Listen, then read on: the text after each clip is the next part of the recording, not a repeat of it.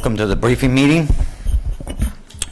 Let's get right into this. I do want to remind everybody that has presentations today that we do have, as a board, a couple meetings today, so to remind everybody to keep it on track and keep under time, and being cognizant that we also, each board member probably wants to ask questions, so let's get started right away.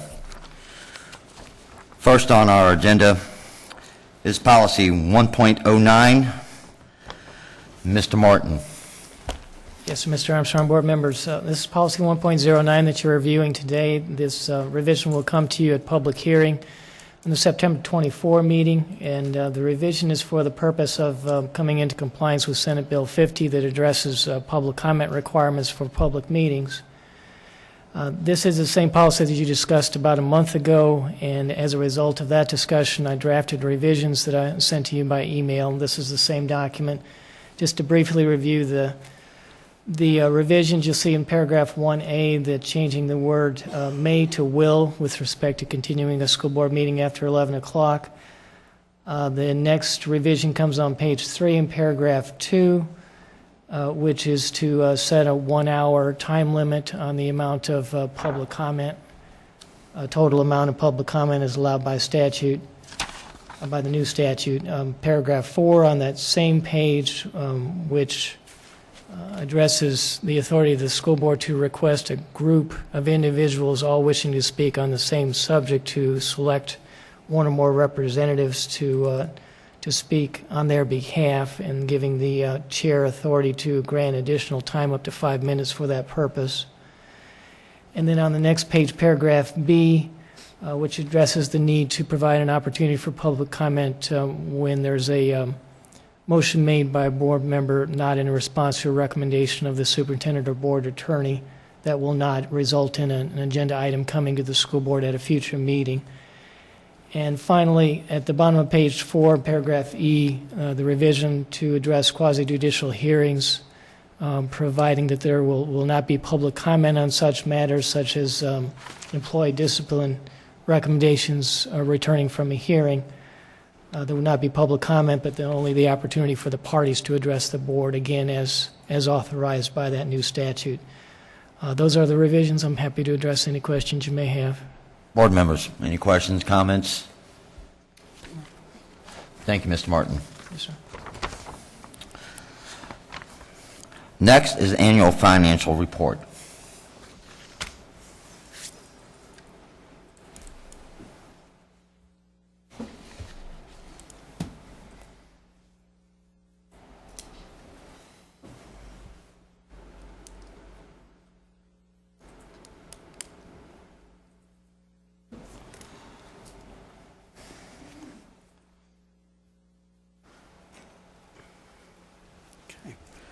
Good afternoon, Mr. Armstrong. My name is Mark Santiago. I'm the Director of Financial Services. Sitting beside me is Mr. William Tubb. He's our Executive Director of Financial Services. And today it's our privilege to present to you all the annual financial report for the year ended June 30th, 2013. I wanted to take a moment just to acknowledge the 4 accountants that assisted in the process of putting the report together. They're with me today, so as I call their names, I'm going to ask them to just stand up real briefly.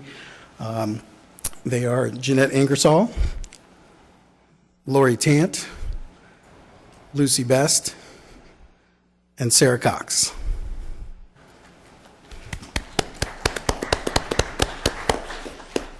Without their hard work and dedication, we would not have been able to present the report to you today, so I do want to acknowledge them and appreciate all of their hard efforts. The mission of the Financial Accounting, Property Inventory, and Records Management Department is to audit, analyze, report, and manage the financial resources of the school district.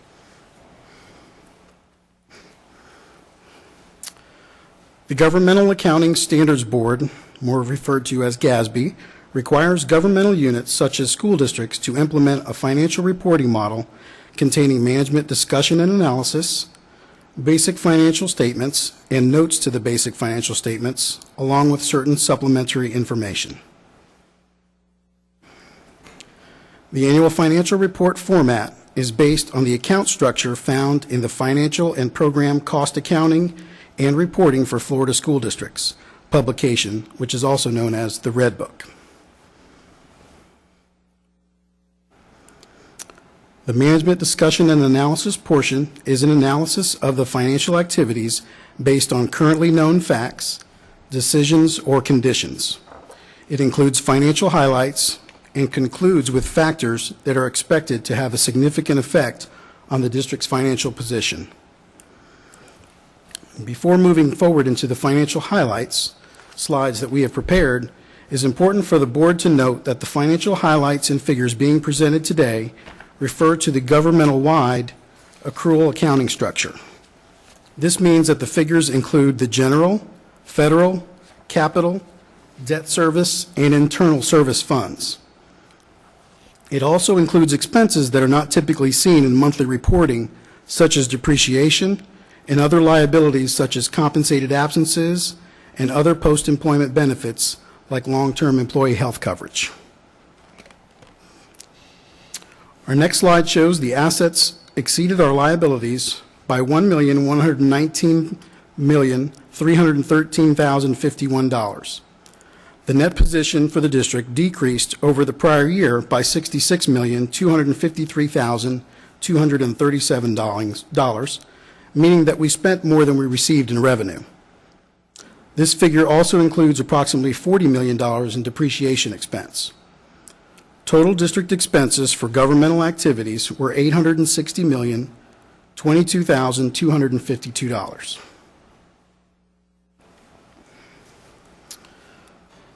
The combined ending general fund balance, was $275,560,721, which was $58,789,499 less than last year's ending fund balance. The general fund balance at fiscal year end 2013 was $125,251,812, which is 12.7% lower than the general fund balance at the end of the 2012 fiscal year. This decrease is mainly attributed to the decrease in property tax revenues of $14,537,635.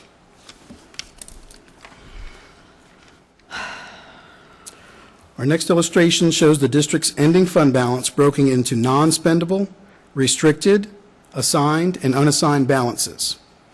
Non-spendable balances are made up of inventories. The restricted balances are dollars that are restricted by external agencies or statutory requirements. Assigned fund balances are dollars that are encumbered on purchase orders or assigned to specific district purposes requiring board approval. Unassigned funds are those dollars that were not currently assigned or restricted. Approximately $48 million of the unassigned fund balance is currently in the district's reserves.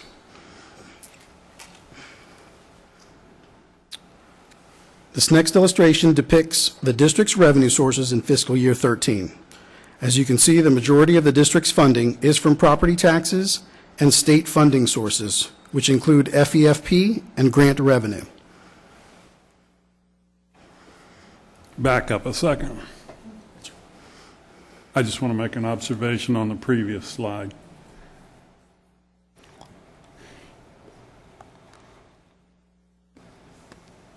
Local property taxes make up 53% of the revenues. State funding represents 39%. I don't see the federal government in there anyplace. It may be hidden in some of those other numbers. But my point is this: the local taxpayer foots the majority of the bill. Yet we, all of us, are burdened with federal mandates, state mandates as to how we spend a great portion of the money. I just am calling it out so that people will hear what I'm saying. Those people who are paying the predominant portion tend to have the weakest voice when it comes to it. So I apologize for interrupting you, but I thought it was an important thing to go back and reemphasize again. Absolutely. Great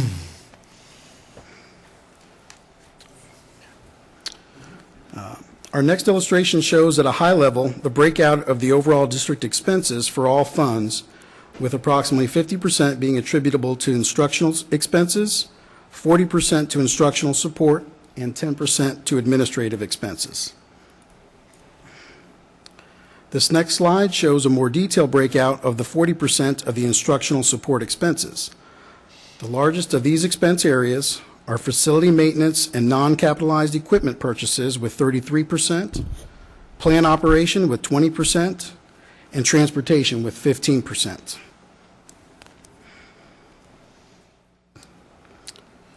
Our next slide shows a more detailed breakout of the 10% of district expenses spent on administrative type expenses. The majority of these expenses were attributable to school administration.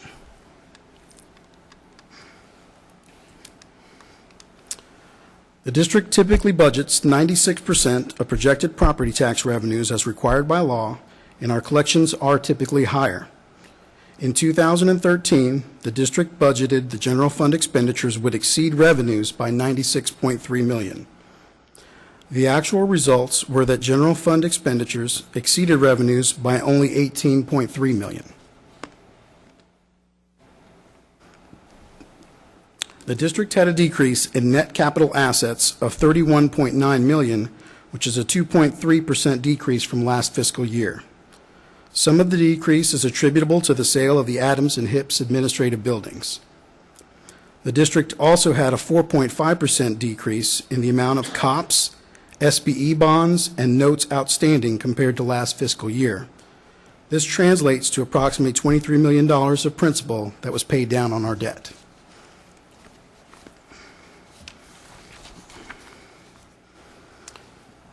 Budget variances for FY13 showed that the majority of sources, the district's budgeted revenue exceeded the actual revenue. Conversely, our actual expenses did not exceed our budgeted expenses. This next slide shows a comparison of the differences in budgeted revenues and actual revenues received for the general fund, federal economic stimulus funds, and special revenue funds. In all cases except property taxes, budgeted revenue was slightly higher than actual revenues.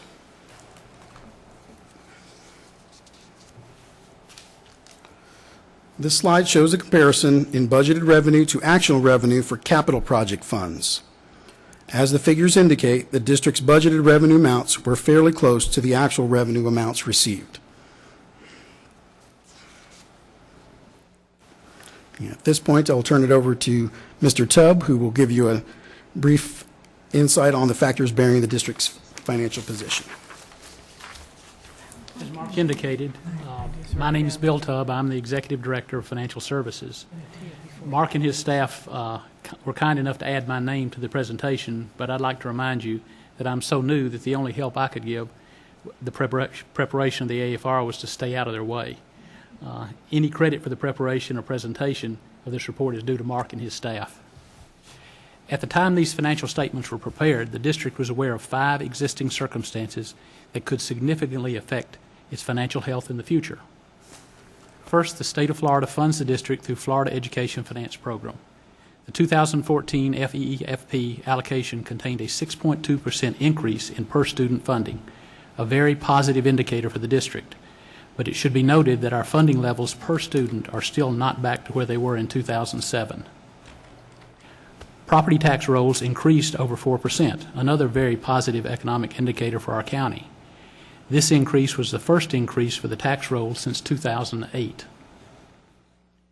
Approximately $40 million in reserves had been utilized from the budget in 2012 and 2013 to mitigate budget cuts.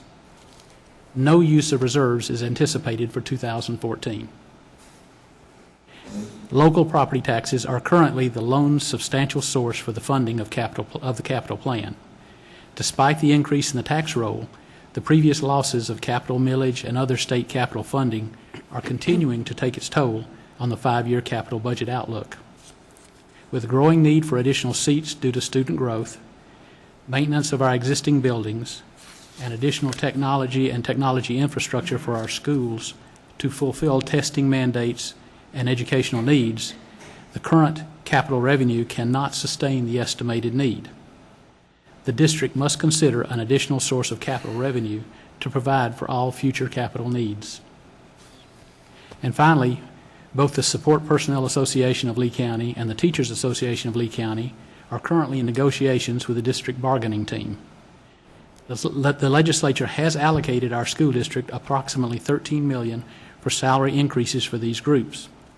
But these funds must be allocated through a system of performance-based pay that must be negotiated and agreed upon by the bargaining units and the board. This adds significantly to the cost of the district's salary and benefits, and the district must depend on the legislature to continue this allocation for the increased cost, or we will bear the cost with existing future funds. Thank you.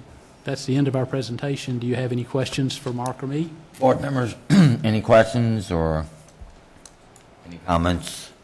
Mr. Scott? Well, I read in the paper the other day that our initial head count was significantly lower than it was projected to be, and that could have a $19 million impact on the operation. I know that will not be resolved until next month with another count, but there's some vulnerability there going forward, is there not? Yes. And that has to trickle all the way through the plan that we're going to look at in a little while. Mm-hmm. I see Amy jumping up to... I think she's Amy, coming are after you. you going to address that, or you want me to address that? Please. next No, meeting? if you will, go ahead. Stay there, just in case. And I pushed send on an email to you just before I came out here. That quote in the paper, the 19 million, came from the reporter rather than from us. And we think it was derived from taking the enrollment information that she had and multiply it by the FTE per child, and she came up with that figure. And not to say she did anything wrong, but the reality is that the enrollment is not complete. Her numbers didn't include virtual children and didn't include McKay scholars. There are a lot of children that aren't in there yet. And there are pockets of money that even if you have a shortfall in FTE, there is no penalty for that. There are only certain pots that they take money from. So the figure, were we to have a shortfall today based on numbers today, it would be much less. There'd be an impact, but it'd be much less than that 19 million. So that was based on information that the reporter had, but there's more information to be had as we move forward with the enrollment counts. I can't believe that. I know. And it's, again, I see Ashley sitting back I'm there. shocked. It's not a criticism, because she used good information, and it was a math calculation that was based on the information she had. But thus, Amy's comment further in the article about it'll be very different in October, because then we'll have all the numbers and all the enrollment. Do you want to add to that, or? Sure. Just as a historical perspective, last year between day 12 count and by the time we finished reporting our FD in October and February, that number had grown over 2,000 kids. So, or over 2,000 FTE, I should say. So typically, this pattern doesn't look any different than what it typically would. It'll be lower at day 12, and then we'll see that number grow significantly before the actual reporting periods in October and February. And we do have other reserves that are built into the budget to mitigate the impact of an FTE shortfall should we have one, and it's one of those reserves that are listed in the budget book, I believe on page 65, where we list out the reserves. The FTE shortfall reserve is one, so that's what we hold that back for. Okay. Thank you. Ms. Fisher? Yeah, at this point, I just wanted to welcome Mr. Tubb and thank Mark and the staff for the good work, and to specifically thank Amy for being willing to answer those questions even after hours. So thank you very much. Great job. No comment? Nobody else with any more questions? Gentlemen, thank you very much. Thank you, team, for all the effort you guys put into this.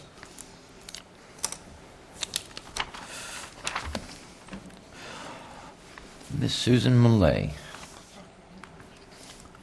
Local vendor preferences. Always nice to see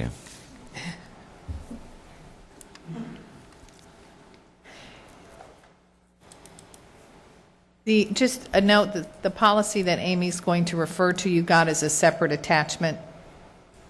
If you go to the icon, go to the board.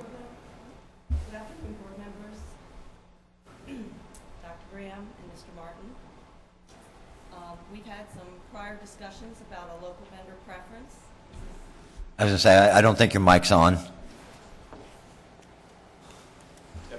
Okay. We've had some prior discussions about a local vendor preference and how we might implement that, so today we'll have a discussion about that going forward. The vendor preference process in competitive solicitations takes place during the competitive solicitation process, there are standard criteria that are used to evaluate vendors' bids and proposals. A preference may be granted to a business that demonstrates that they establish predefined criteria, and that's what we're here to talk about today, is would we like to define some local preference criteria and put it into our policy. Once the policy is established, it gives a competitive advantage to the vendor who can comply with the awarded preference. There are some preferences that are currently established in statute. They are the Florida in-state vendor preference, which was adopted about a year ago in July, and it applies to all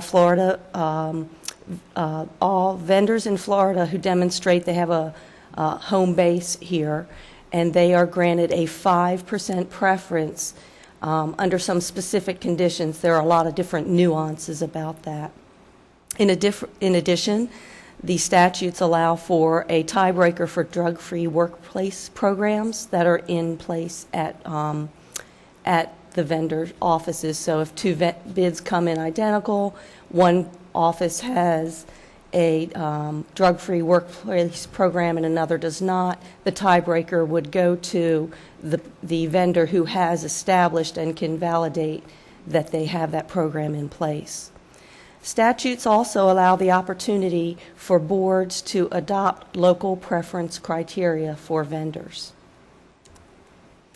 Currently, the district complies with those preferences that we chatted about on the prior page. The Florida in-state vendor preference is applied to our bids, RFPs, and ITNs for personal property.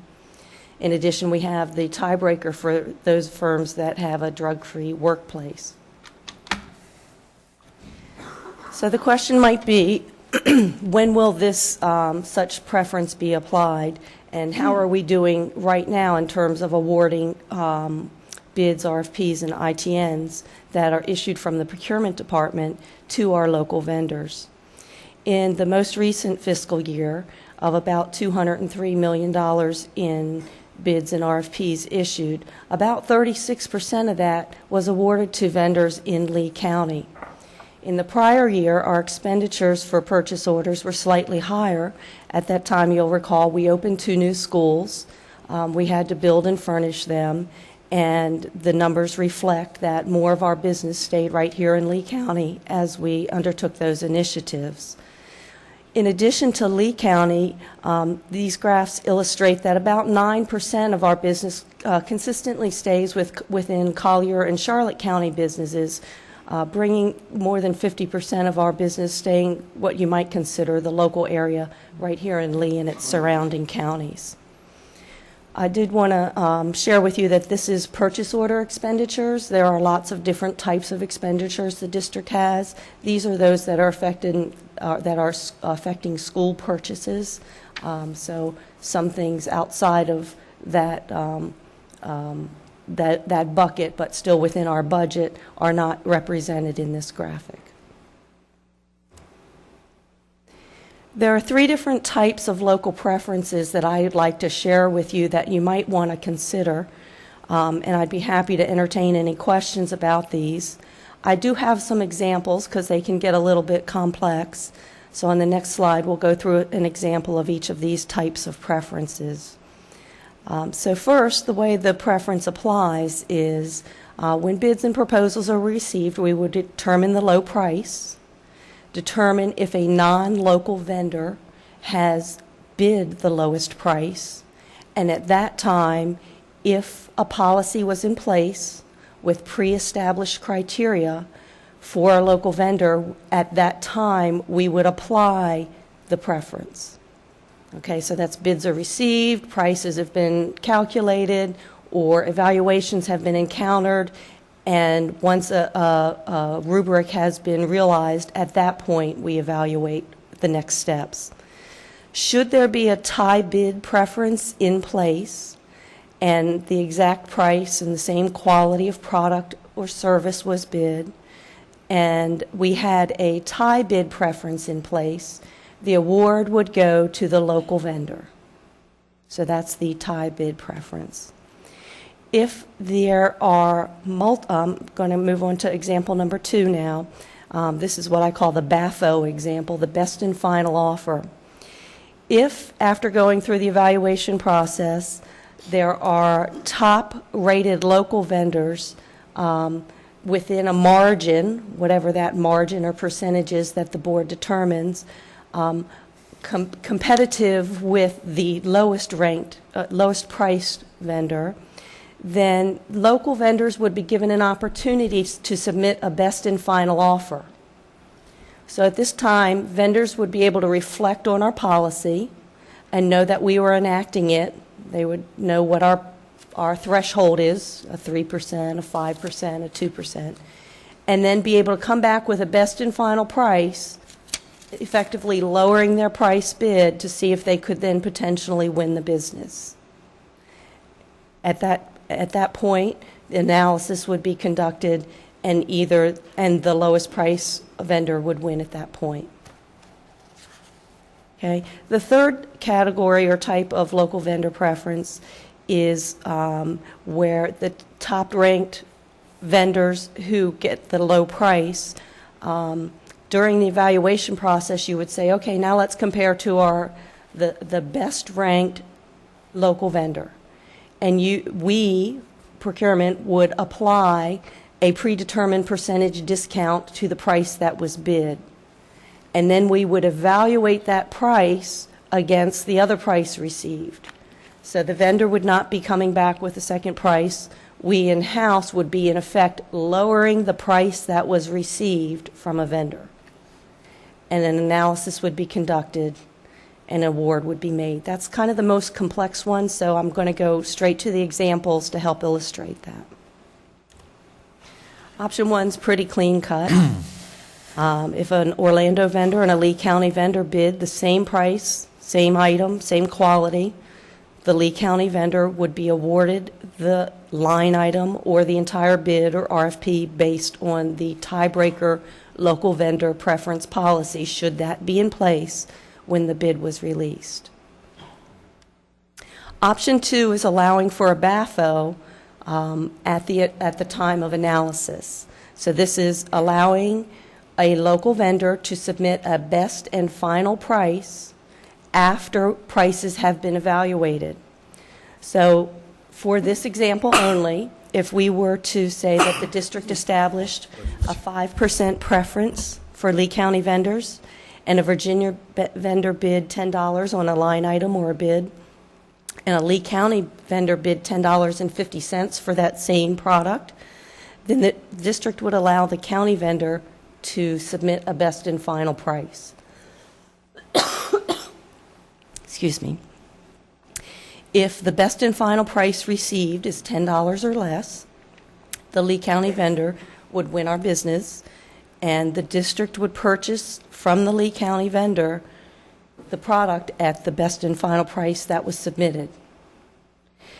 If, after a vendor submitted their best and final price and the Virginia vendor's price still was lower, the district would award to the Virginia vendor and would purchase from the Virginia vendor.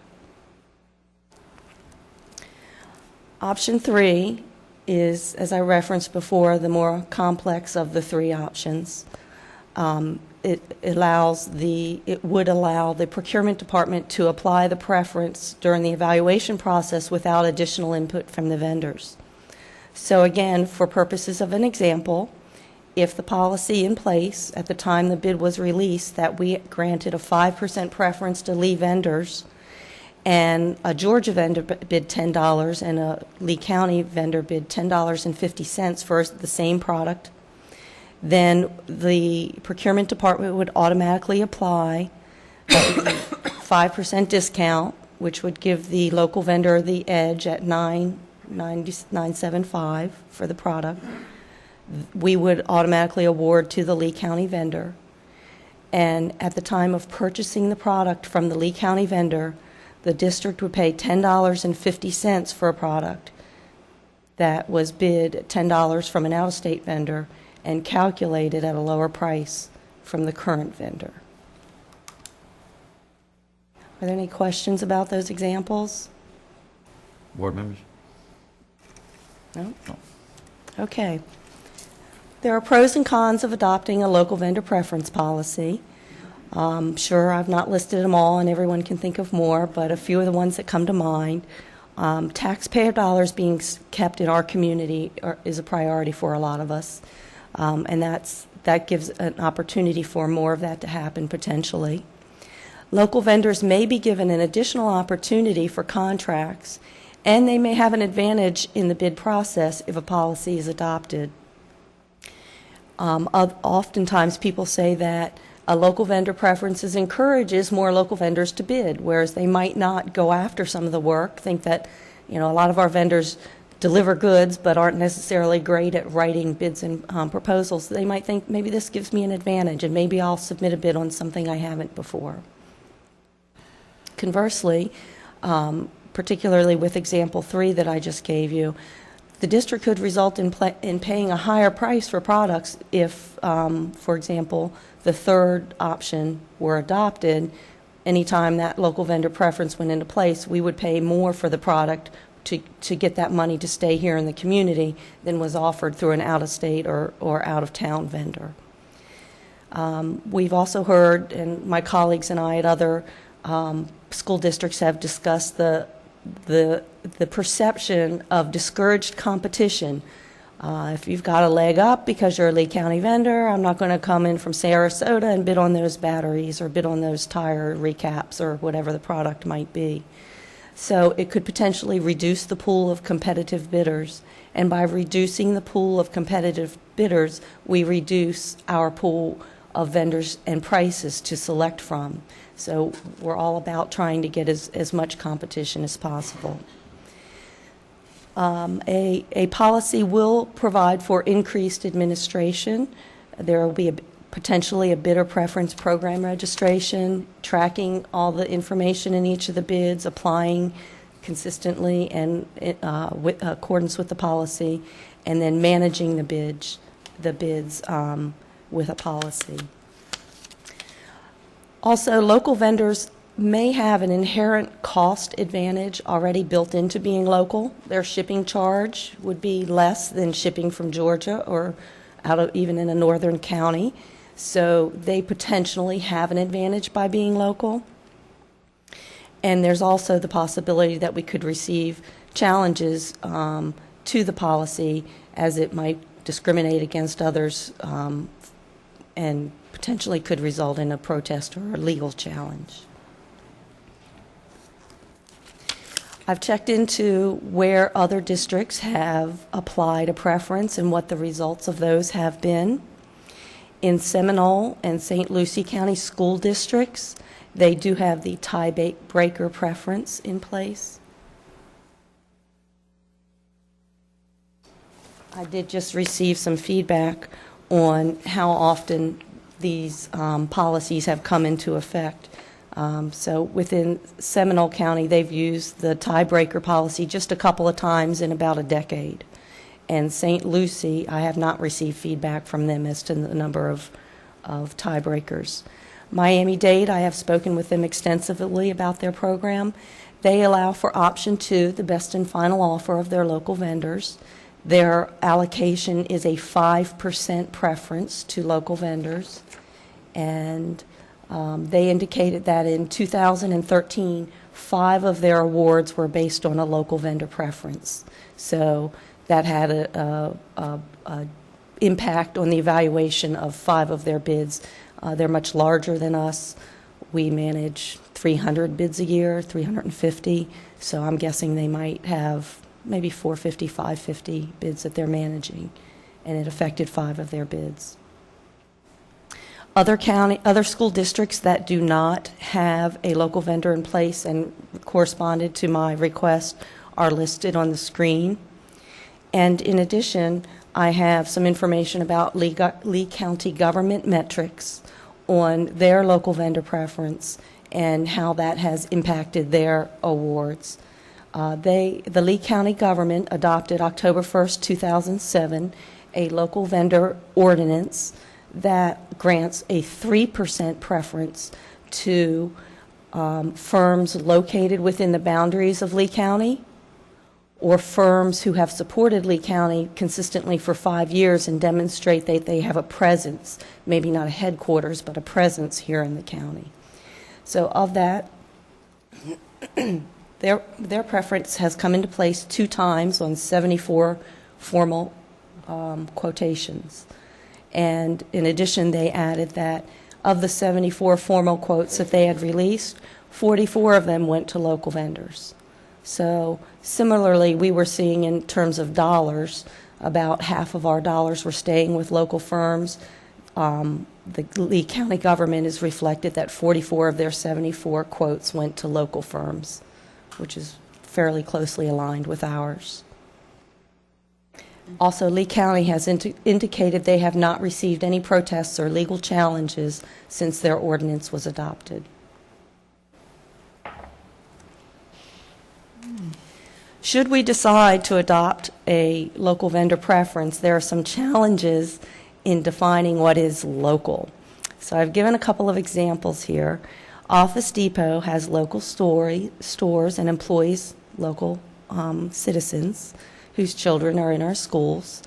Their corporation is located in Ohio. Their bid office is in Tampa. Sunbiz has them registered as Boca Raton place of business. So a challenge might be defining what does it mean to be local. We have on staff a lot of occupational and physical therapists who assist our students. Many of them are local residents. Their parent company is not necessarily a Lee County vendor, so we're paying quite a bit of money to our OTPTs, and so they're receiving it locally. However, their firm is not within Lee County. Blue Cross Blue Shield of Florida, payments are made to a Texas company. They're incorporated in Florida, and they have their representative may or may not live within Lee County. So those are a couple of the challenges with defining local.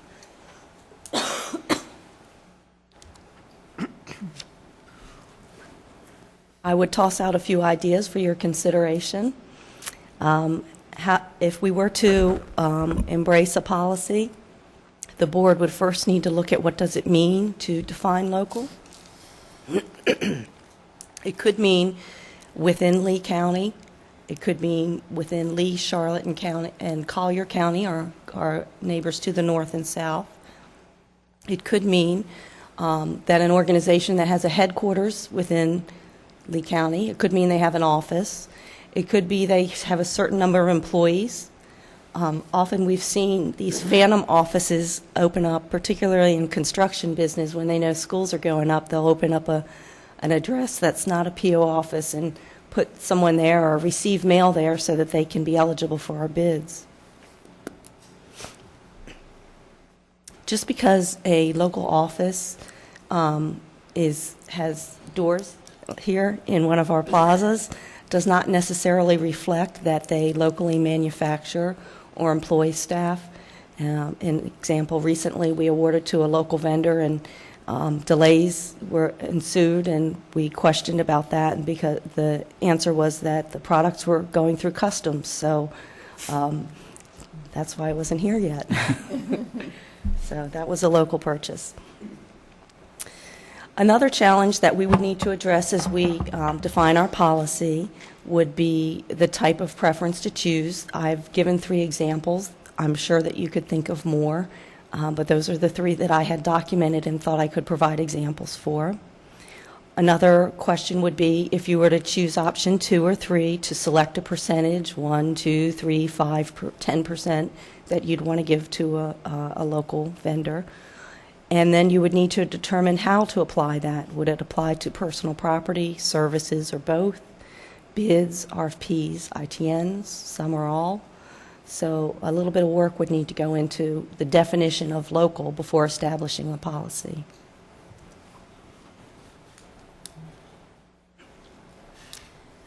Other steps that we would need to undertake before establishing the policy would be to determine what measurable evidence we would require vendors to submit to validate that they comply with whatever policy we establish.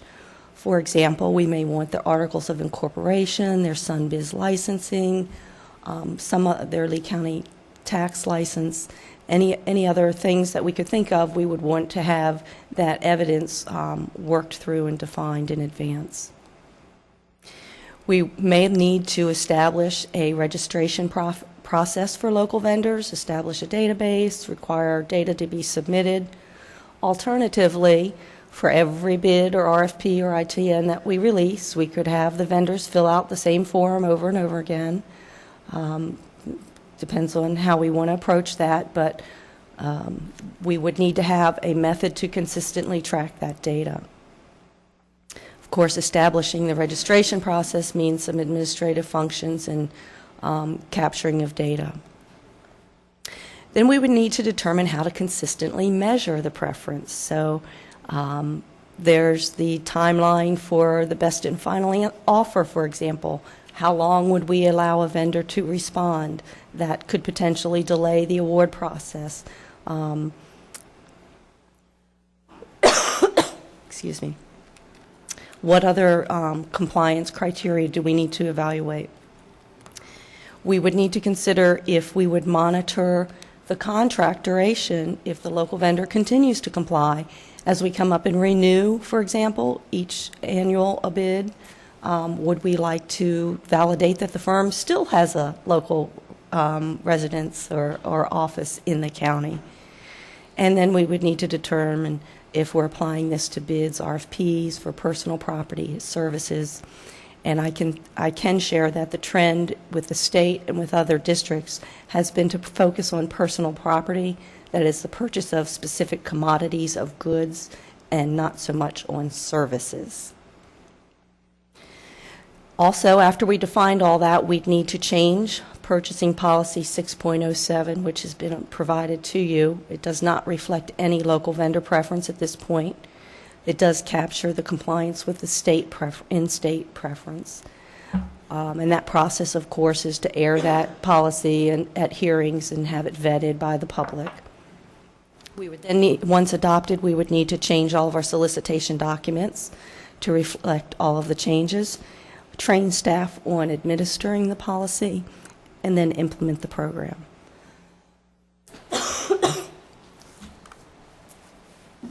That's the information I've prepared for you today. Are there any questions? Board members, questions, comments? Mr. Scott, any questions, comments? Well, yeah. You did a good job hanging in there when you obviously don't feel very good, so we appreciate that.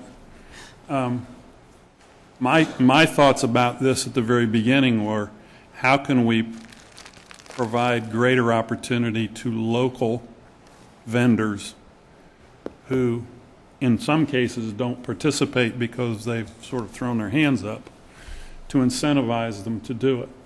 And you bring up a lot of good reasons that we need to decide what local is. And in my own mind, it was somebody who operates a business headquartered here. That's a local business. And I don't care whether they have branch offices in a number of other places, but that be headquartered here. And of the three options that you laid out there, to me, the one I was shooting for was the being within X% of the lowest bidder. So I think you called it BAFO, would have been the closest to my thinking on the three that you gave. It wouldn't take them very long, I don't think, maybe once, to understand how much they'd have to drop their price in order to be the winner. And so that time frame from the first go-around to the second and final bid I think could be very significantly compressed. They either can do it or they can't do it. But that's what I was shooting for, keeping more of the business locally for local jobs, the tax base, all of the reasons that we would want to keep business and do more business here. Now, would this in any way complicate the piggybacking that you do? That's a great question. One of the reasons that I offered up that we may want to have Collier and Charlotte County be considered in our process is that as we will go to piggyback other vendors, other districts, they may have local vendor preferences or which would then exclude us. So say we were going to piggyback a Pinellas bid, they could say, well, the Lee County vendor's getting a reduction here, so we're going to go ahead and adopt a local preference and exclude the Lee County vendors and give our local vendors an advantage. So as is, we would go forward and piggyback. I would say that a lot of our business in the south end, Collier County vendors are there. A lot of our business in the north end, Charlotte County vendors are there. And we may choose to consider a collaborative area vendor preference instead of Lee County exclusively. I just point out that that's an option. I don't have a preference one way or another. I'm not trying to advocate. I just want to share that, we do a lot of work right here. 9% of our business right now is with Charlotte County and Collier County vendors.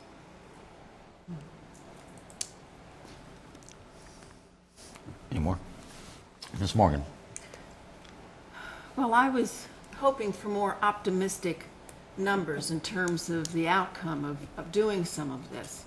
I mean, essentially what I'm hearing is that doing this is politically correct, doing this looks good politically, but bottom line, it's not making a lot of difference. And it seems to me that we go back to what can we do locally to help our people feel more comfortable engaging in the bid process in Lee County.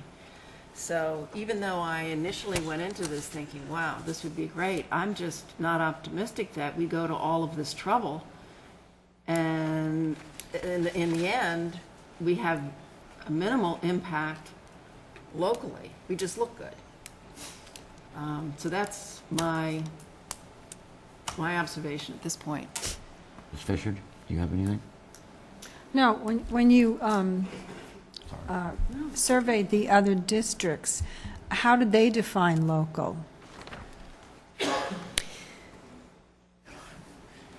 And the reason I'm asking that question is that just recently I had a contact from the Gulf Shore Life magazine, and one of the things they're looking for is what do we need here in Southwest Florida, which takes a more regional approach to business development and sharing of resources.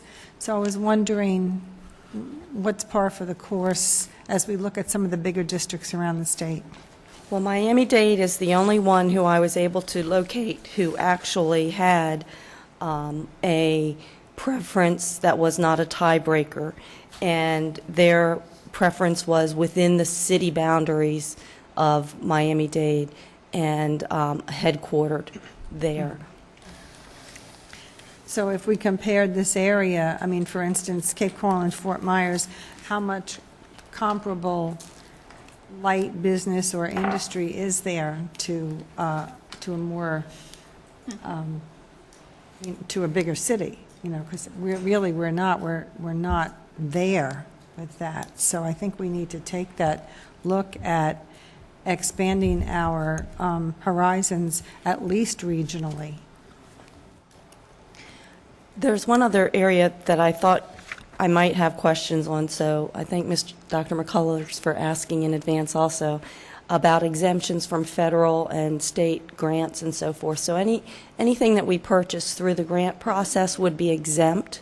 Right. We would not be able to apply a preference because that would not keep us in compliance. So there is a funnel. Some things are weeded out from grants, from federal and state legislation, and in addition, Lee County is not a high manufacturing industry, and we don't have a lot of plants here, so the opportunity might not be as great as in some other areas. And again, I reflect on in the Charlotte, Collier, and Lee areas, 46 to 56% of business has been issued here to the local vendors in the past 2 years. Thank you. Board members, any other comments? Well, I agree with Mrs. Morgan. It seems to be a lot of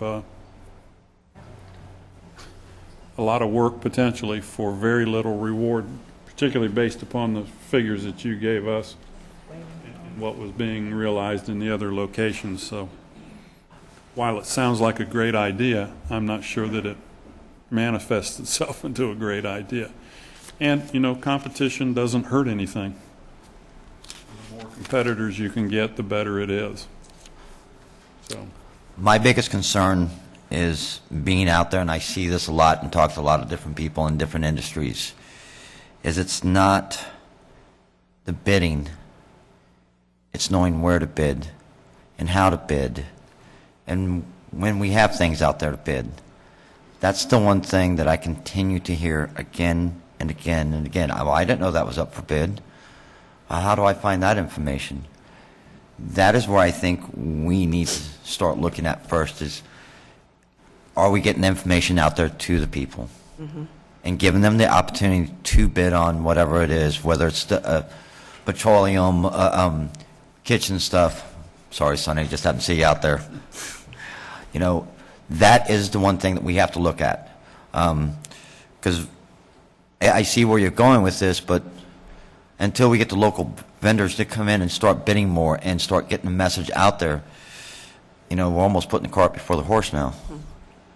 That has been our Achilles heel, is getting the people informed of what's going on. How do we do it? I don't have that answer. Mm-hmm. I wish I did. But we have to get the message out there to these people.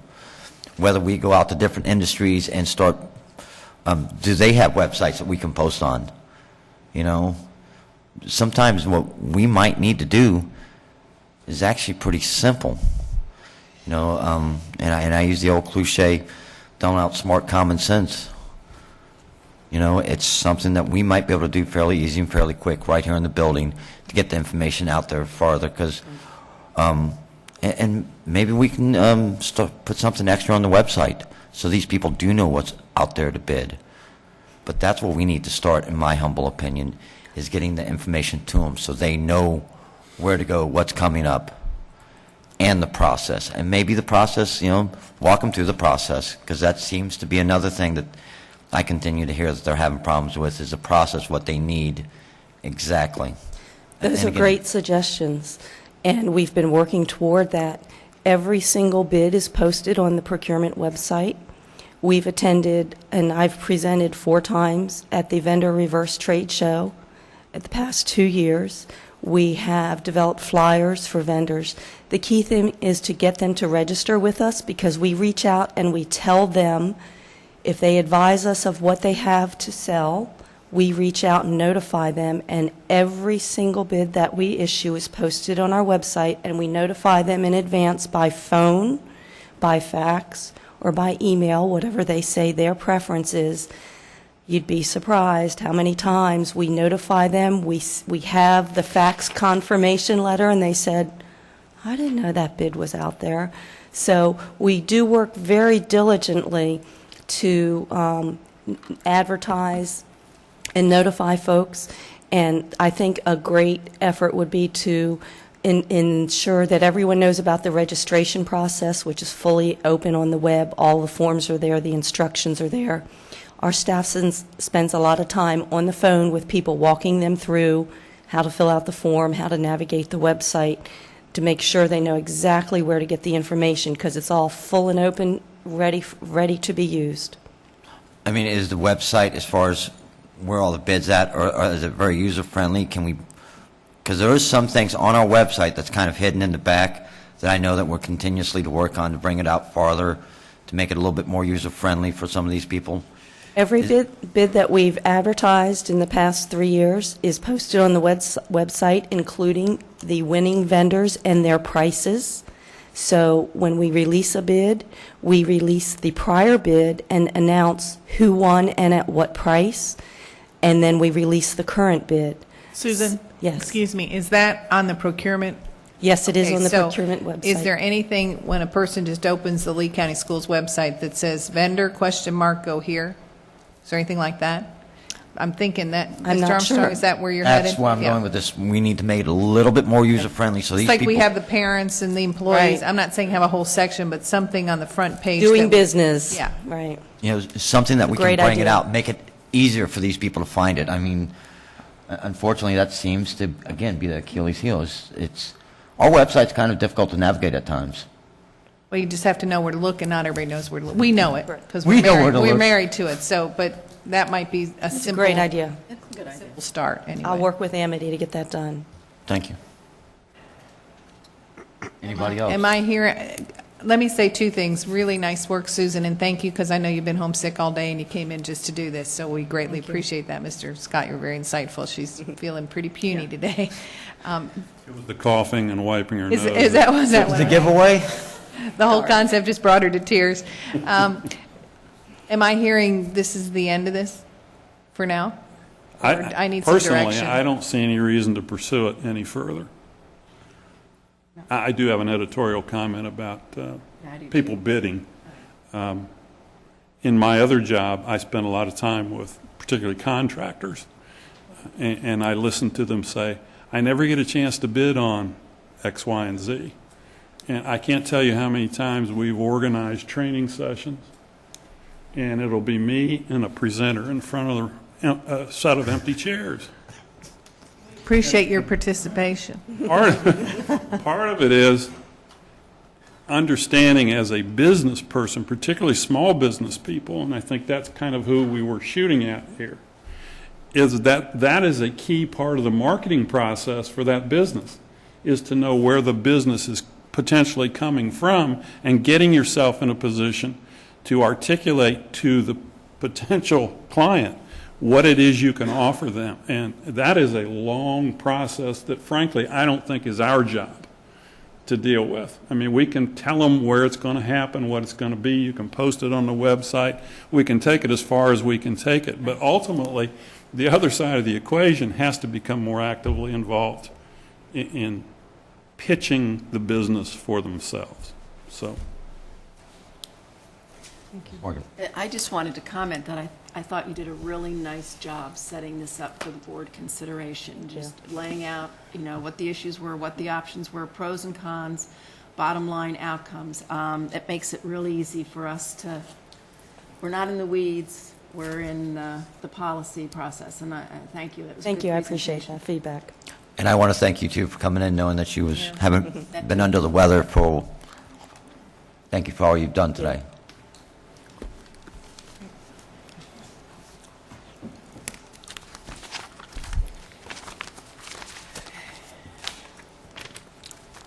anybody got any aspirin for the poor woman? She needs to go home and go to bed. Thanks, Susan.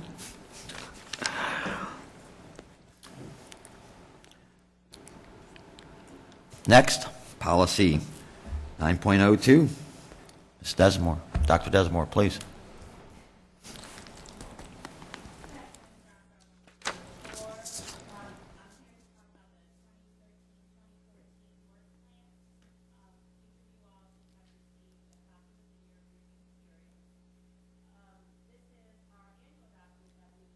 To send to the state. By state statute, we must present this to the state every year, and we have to present a balanced 5, 10, 20 work plan to the state. This document that you have works really hand in hand with the 5-year capital plan that you all are used to seeing. That's presented with the budget every year, and that's within the budget book. This document, as I said, is submitted to the state on a yearly basis. Just to give you a quick synopsis of what is in here, Pages 1 through 23 of the document deal with our 5-year estimates of revenues, expenditures, and capacities within each of our locations. So our 5-year capital plan kind of sums all the information that's in pages 1 through 23 of this document, kind of sums it up in a shorter version.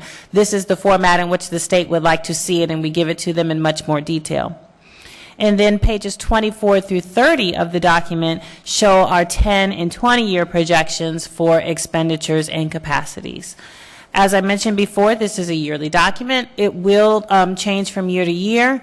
The 5-year portion of it goes hand in hand and matches up right with the 5-year capital plan that you have seen, and that is in your budget book. So just a short synopsis of this document.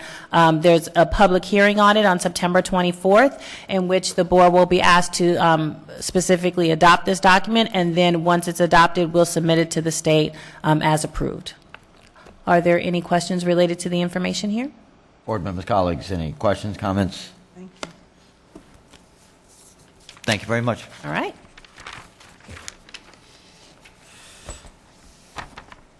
Dr. Atkins?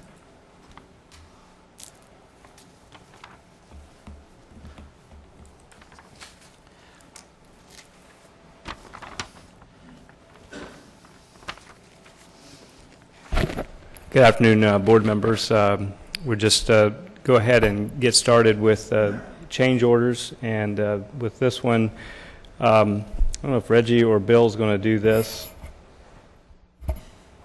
Okay. Mr. Moore, come on down. He could come on down and do this one, and then we'll move right into insurance and benefits update. I was under the impression that we were going to be handling the change orders from this meeting forward through a memo. It's next month? Okay. Well, we'll just continue as we've been doing in the past. We wanted you to have an opportunity to do this one last time, Mr. Moore. That's kind of why I asked him to come on down. Thank you. All right, you've got the report in front of you, and the first one we always go over is the direct material purchases. On last month's direct material purchases, we saved $71,000 back from the sales tax. We've had some larger, we've had some smaller. That's pretty good. Usually at the end of the projects, the material we purchase is, we're finishing the project, so we don't have a lot of material. So this is pretty good considering we're at the end of projects. The change order report, we had $169,000 that was coming back from unused funds from 2 different contractors that we had money left over in the projects. That left a total to be returned back to the district of $241,000. Then on the contingency adjustments, we had to pay, it was like $6,000 for, let me find out exactly where that came from. That was for Christelle from unused contingencies, or it came from contingencies, and it was a combination of miscellaneous items that it ended up costing us $6,000, but it all came out of contingency, so it was no new money that the district had to put out. That's it. Simple and sweet. Gotta love it. Thank you, Mr. Moore. Thank you. Is this his farewell performance? Yes, we'll have a few comments about Mr. Moore at the end of this. It's my farewell performance. We call it a swan song, Mr. Moore. Do we don't get a song or a dance or anything?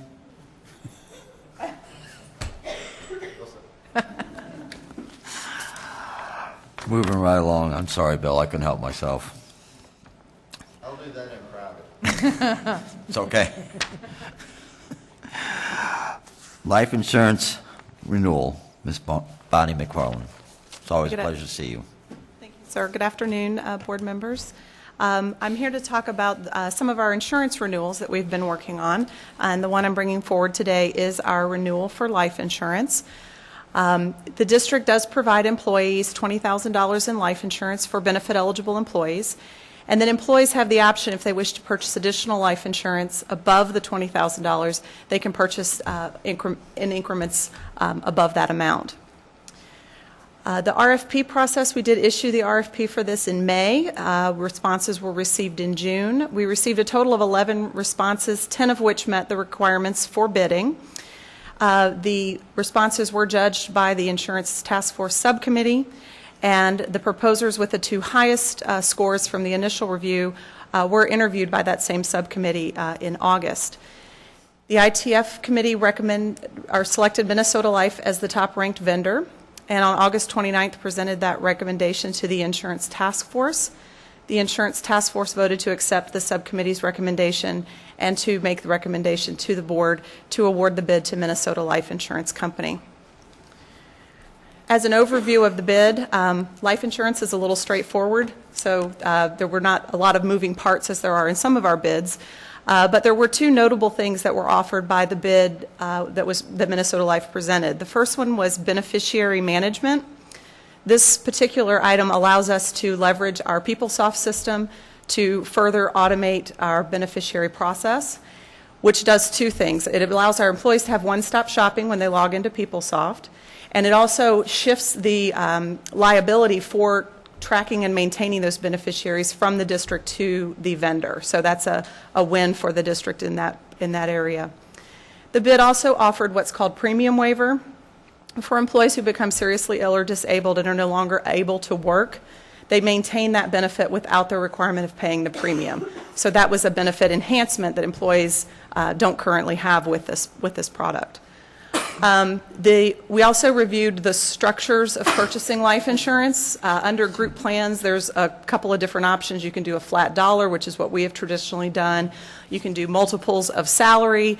And after reviewing the multiple options, the subcommittee recommended that we stay with the flat dollar amount of purchase. We felt that was the most straightforward and the easiest to be understood by the employees as to what their benefit was. There is a total net reduction in the cost of the life insurance benefit that, based on what's currently purchased, by about 10.5%. The addition of the premium waiver did have a charge with it of 3.5, but that's included in the 10.5 reduction. So it's an overall reduction to the cost of the insurance. The next steps, we'll be bringing this to you for approval on the October 8th action meeting. And then we proceed with all of our preparations for open enrollment with configuring PeopleSoft, sending out updated open enrollment, hosting meetings, holding open enrollment, and then ultimately the benefit changes would become effective on April 1st of 2014. Can I answer any questions at this time? Questions, comments, board members? None. Well, let's just move right along then. Okay. Apologize, that one was loaded and this one is not. But I have my backup, so give me just a moment.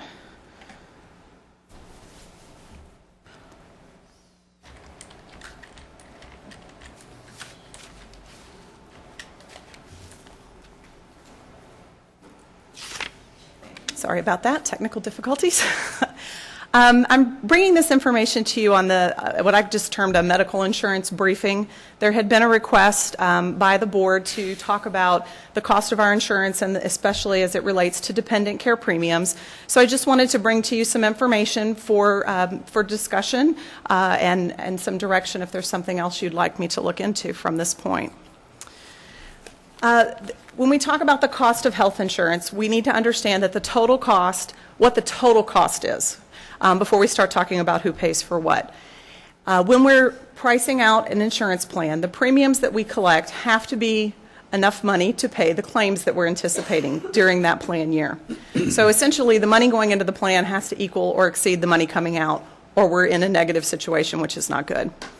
The premiums are determined based on an actuarial analysis of the expected claims and the expected enrollment. So both of those items have to be projected, and then we have to match them up to determine what our premium rates are going to be.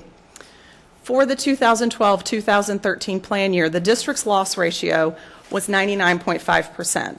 So what that tells us is that for every dollar the plan took in, 99.5 was spent. So there's not a a big disparity between what's coming in and what's going out, which is what we aim for. The idea is that the plan should pay for the claims. It's not a money-making enterprise, and that shows you that, you know, the money's coming in and the money's going out are pretty close. As far as the total cost of the plan, we spent $70,150,000 last year. Of that, about 58.5 was district contribution, and of that, about 11.6 was employee contribution. And then I looked at what some of our other governmental entities in the area are doing. And for simplicity, I've only looked at the employee, well, I've looked at all of them, but I'm presenting to you today the employee only and the family just for comparison. As I started to look at including more, it just got very, very messy. So I could certainly dive if you want, but for today, we're going to keep it on the employee only and the family rate. And these are some of our local governmental competitors: the City of Fort Myers, the City of Cape Coral, Collier County Schools, Lee County Sheriff, Lee County Government, and what they're currently paying in terms of total cost for employee-only health coverage. This next slide is those same entities looking at the cost of a family plan. And you can see the Lee County Schools on both of those are highlighted, so those are easier to find. This is quite a busy slide, but I think it's important to put up there so that we understand that plans are designed a lot of different ways. And so I don't want there to be a belief that when I show you those numbers that they're apples and apples. All of these plans have different designs, they have different tiers, which contributes to different price points for each of those plans. So if we really wanted to dive, we could start talking about things like actuarial relative value and things like that. But for today's discussion, suffice it to say the plans are not all the same. So when we're looking at pricing, that's important to keep in mind as well. So once we know what the total cost of a plan is, then we get into cost sharing.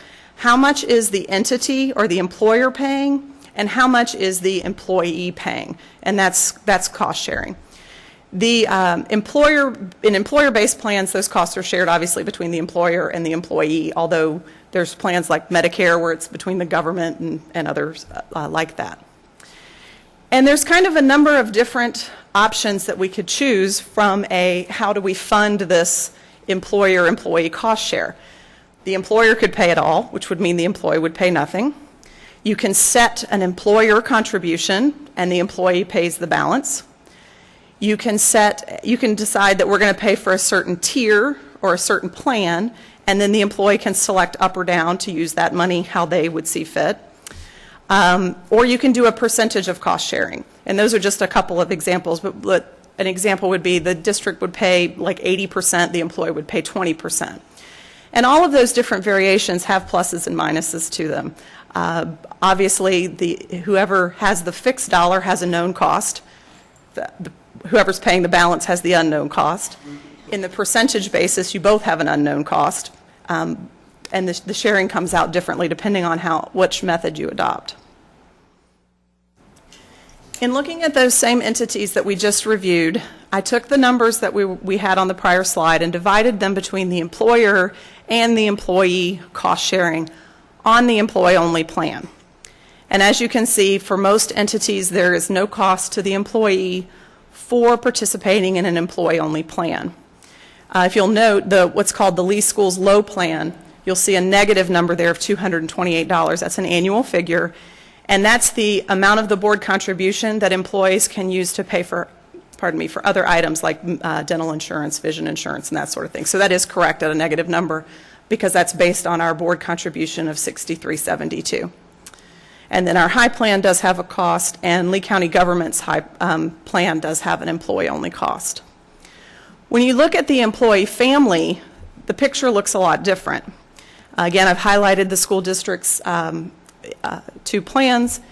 The first column is the total cost. That's the total cost of the plan, and then the cost sharing are the next two columns between the employer and the employee. And the differences there are marked. As you will see, the Lee County Sheriff's Department, their contribution strategy is the employee pays 100%. That's why there's a zero cost share to the employee. All the other entities have some level of cost sharing that's broken out. One of the challenges we have with attracting more dependents is that our employees have options. There's Florida Kid Care for people who are looking to insure children. The current full rate for Florida Kid Care is $133 per child per month. That's prior to any discount that you would receive based on an income evaluation. And according to Florida Kid Care site, most of the folks who have insurance through Florida Kid Care pay between $15 and $20 a month for that coverage. So they're getting a substantial reduction off of that rate. But regardless of what you make, the full rate is $133 per child per month. So just comparing that to the district insurance, you can see that it takes a good number of children before you reach a break-even point at $133. Another option our employees have for covering dependents is a spouse's insurance. So if an employee has a spouse who's working and that spouse's company offers insurance, well, then they get to compare the rates of that insurance to the rates of our insurance and pick the best one for their particular needs. And then we have one new option that will be coming into effect effective January of this next year, and that is the healthcare exchanges. The way that particular program is set up, single individuals who make between $15,282 and $45,960 will qualify for some type of subsidy on the plan if they have on the federal healthcare exchange. If you have a family of 4, those income numbers become $31,332 to $94,200, which encompasses the vast majority of our employees are falling in a range where they would qualify for a subsidy. We do have a couple of options for consideration if the board so desires. We have been looking into a health savings account and a compatible health plan through the Insurance Task Force. We've been doing that for about a year now. And we do have an RFP on the street to purchase the HSA banking side of that type of a plan in the event the ITF decides to move forward with that and it receives board approval. The premiums are generally less expensive because they are paired with what's called a high deductible health plan. So generally just your preventative type items would be covered at 100%, but then you would go into a deductible usually in the $3,000 range before the plan kicked back in. The other neat thing about a health savings account is it would allow employees to save money pre-tax towards expenditures. And unlike the FSA, sorry to use all the acronyms, which we currently have, that is a use it or lose it plan. The FSA is. This particular plan is not a use it or lose it. If you don't use the money in one particular plan year, that money would just roll over and be available in subsequent plan years. This type of plan is heavily regulated by the IRS. I tell people anytime the IRS lets you not pay taxes, they want to have a say in what you do with that money. And so this particular plan would need to be a 2-tiered plan to be most effective, because that's how the HSA accounts are set up, on an employee and a family, not the multiple tiers that we have now. Another option to encourage participation might be a 3-tiered structure. Go to something like employee plus 1, employee plus 2, which is not too far from what we have now, because we do have employee spouse, employee child. Those are both employee plus 1. And we have employee plus children and employee plus family, which are employed plus 2 or more. That might incentivize people to put people on the plan rather than say, well, I'm going to pick the one person in my family who may need the coverage, and we're going to insure everybody else somewhere else. We could consider revising contribution strategies, and I talked a little bit about those earlier. Currently, the district does a flat contribution, and these were just the options I outlined before. Would we want to look at some sort of a cost sharing on a percentage basis, or and you can see that could be different for different tiers. Like we may say at the employee tier, we want it to be like a 95-5 share, and at the dependent tier, maybe we want it to be a 70-30. And that obviously would drive participation because it would reduce the cost. We could also consider remaining with our current plan and increasing premium contributions for those who are decreasing the premiums for those who participate in certain wellness initiatives and meeting wellness targets. And that's not so much about being at a certain health as it is getting preventative screenings so that things are caught early rather than at later times when more increased cost interventions are needed from a medical standpoint. Oops, pardon me. And for my union friends sitting in the audience, I would like to remind you that everything we're discussing today is a benefit, which is a term and condition of employment and subject to collective bargaining under both the TALC and the SPALC agreement.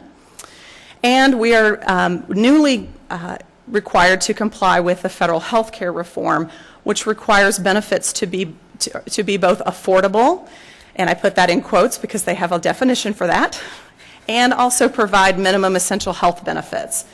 So we've essentially been given a ceiling and a floor for what we can provide to employees with this new law.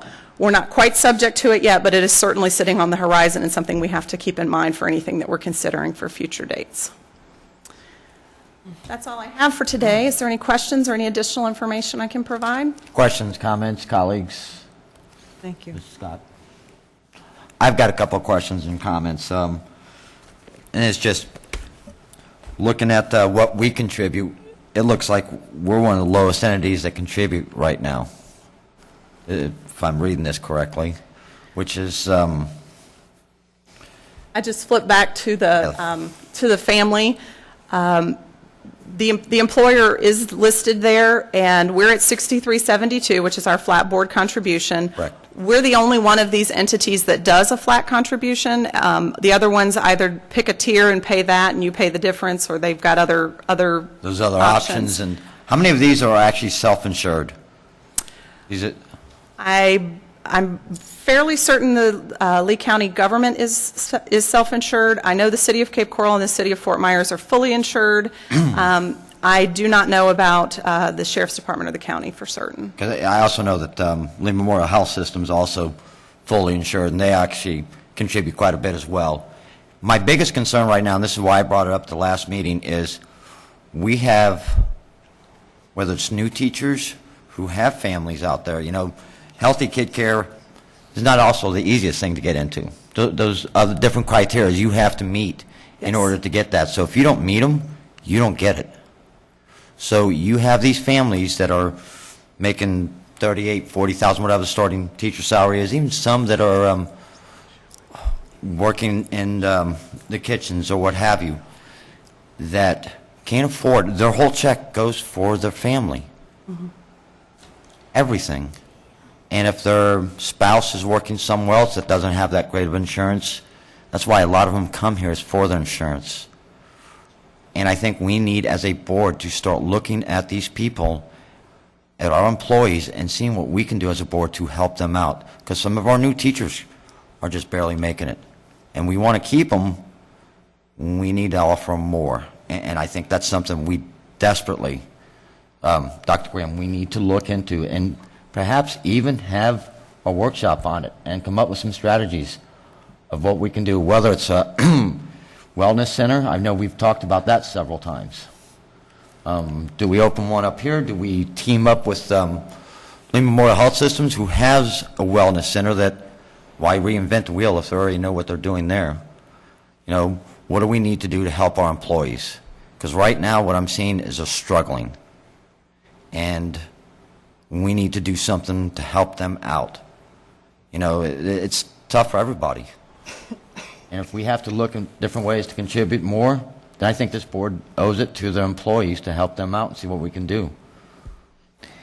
Bonnie, I'm just curious, Insurance Task Force, do they cover all gamuts of the conversation, or do they strictly look at premiums when it's time to choose a company, or what's their purview right now? Well, there are a couple different pieces that are all working together. The 6372 is set by contract, so in that aspect, that amount is part of the TALC and SPALC negotiated amount with the district. And so the Insurance Task Force, we take the money, the 6372 that's allotted, and we make the best choices we can with the money that is available to be spent.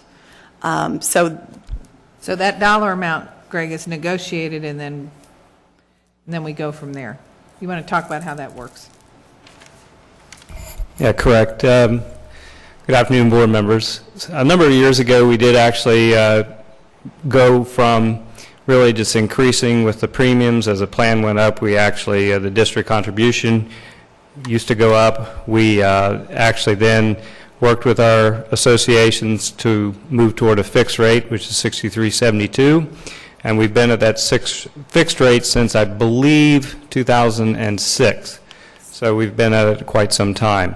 Now, back when we negotiated that fixed rate, we were actually up on the upper end of contribution. Now you can see from her slide we're a little bit on the lower end. I can tell you, since I've come down the district office myself, which is back in 2003, we had a contribution about $3,000 at that time, and then it just increased exponentially up to $6,372 very fast. We do have health insurance nationally that's increasing at about 9% every single year, so it's trying to keep pace with that particular rate. Something to consider is that currently 80% of our employees opt for the employee-only health insurance. There's a number of reasons for that. One could be like your dependents are out of the house. You could be the only person at home, and your spouse could have his or her own insurance plan, or it could be simply that our rates are high. I can tell you from personal experience, my daughter used to be on our plan. My wife works at Gulf Coast, and they have dependent care coverage that's actually cheaper, so we went with that route. So I was one of those that made that decision. So there's a variety of reasons.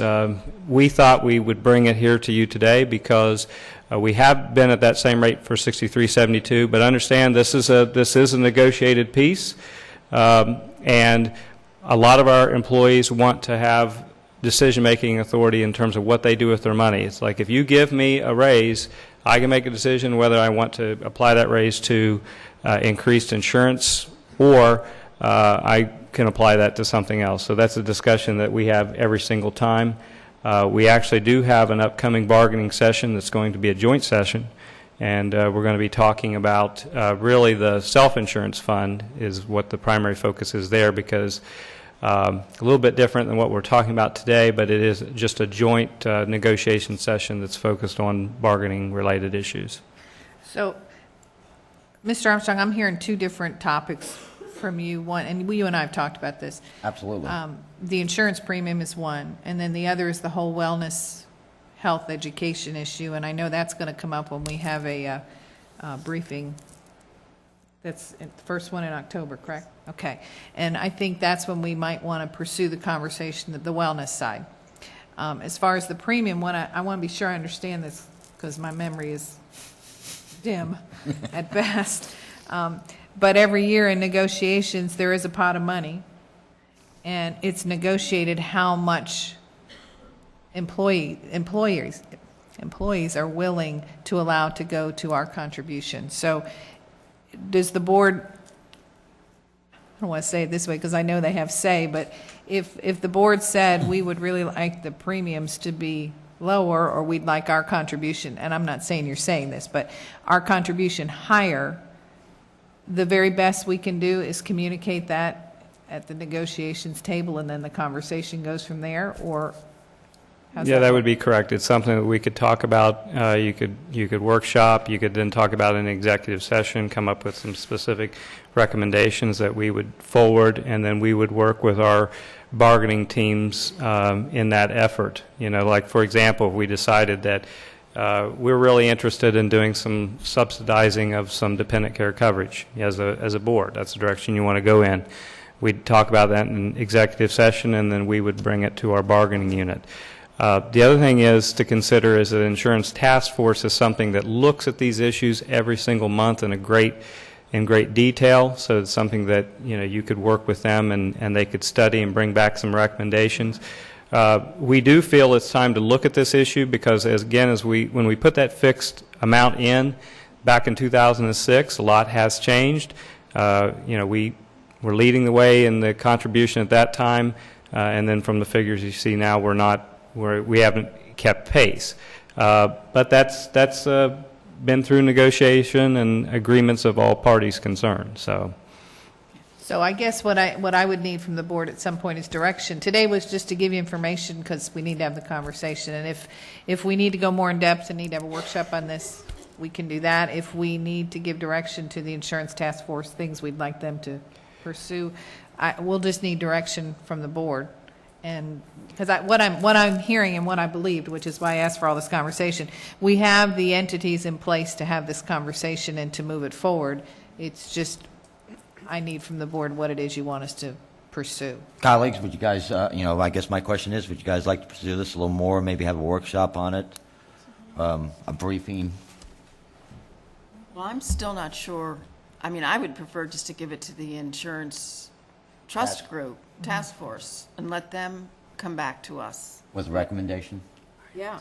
And I think and stop me if I'm saying something that isn't true, they can come up with recommendations. It's all going to land back at the negotiation table.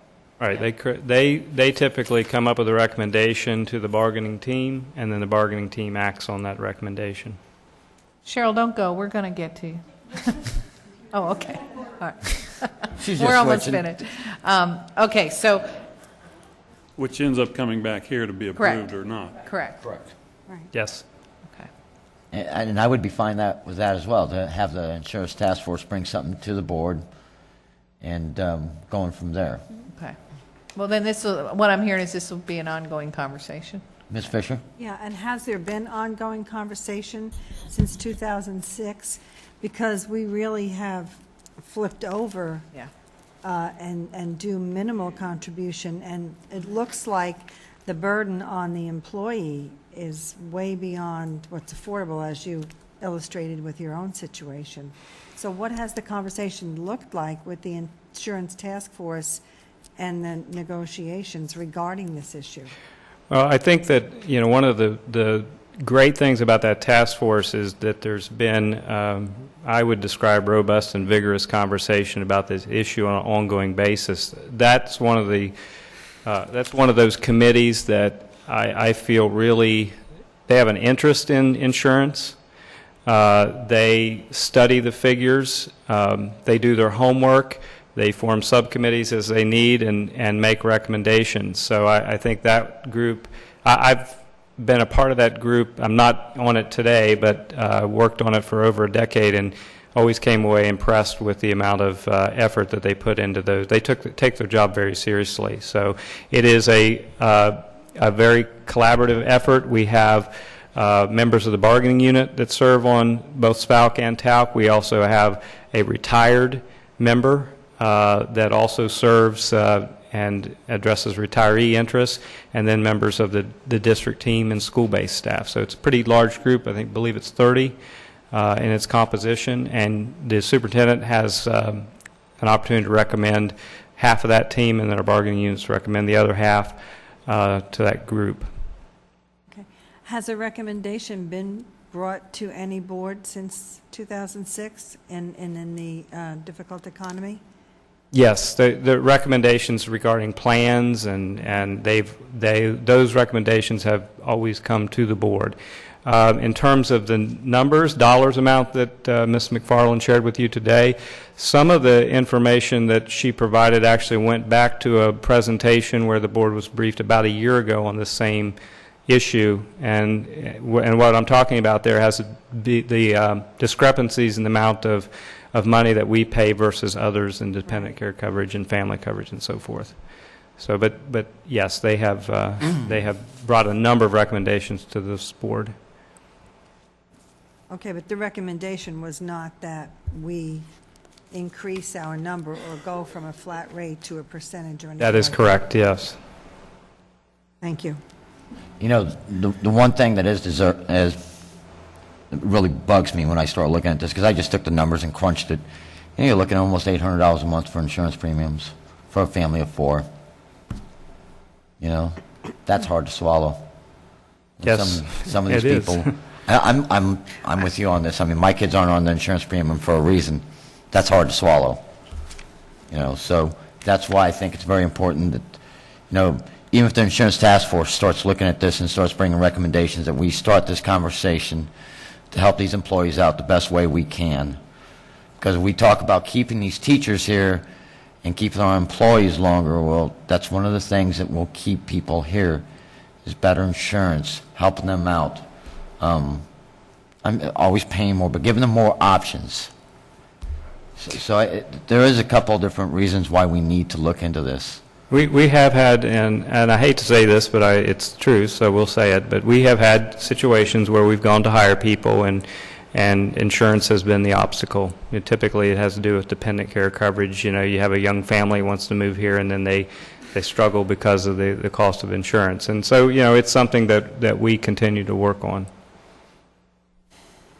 Thank you, Dr. Atkins. I appreciate it. It's safe to say, Bonnie and Greg, it's on everybody, and I'm looking at Donna and Mark, it's on everybody's radar. We'll keep having the conversation. Thank you. Thank you for all your time you guys have put into this.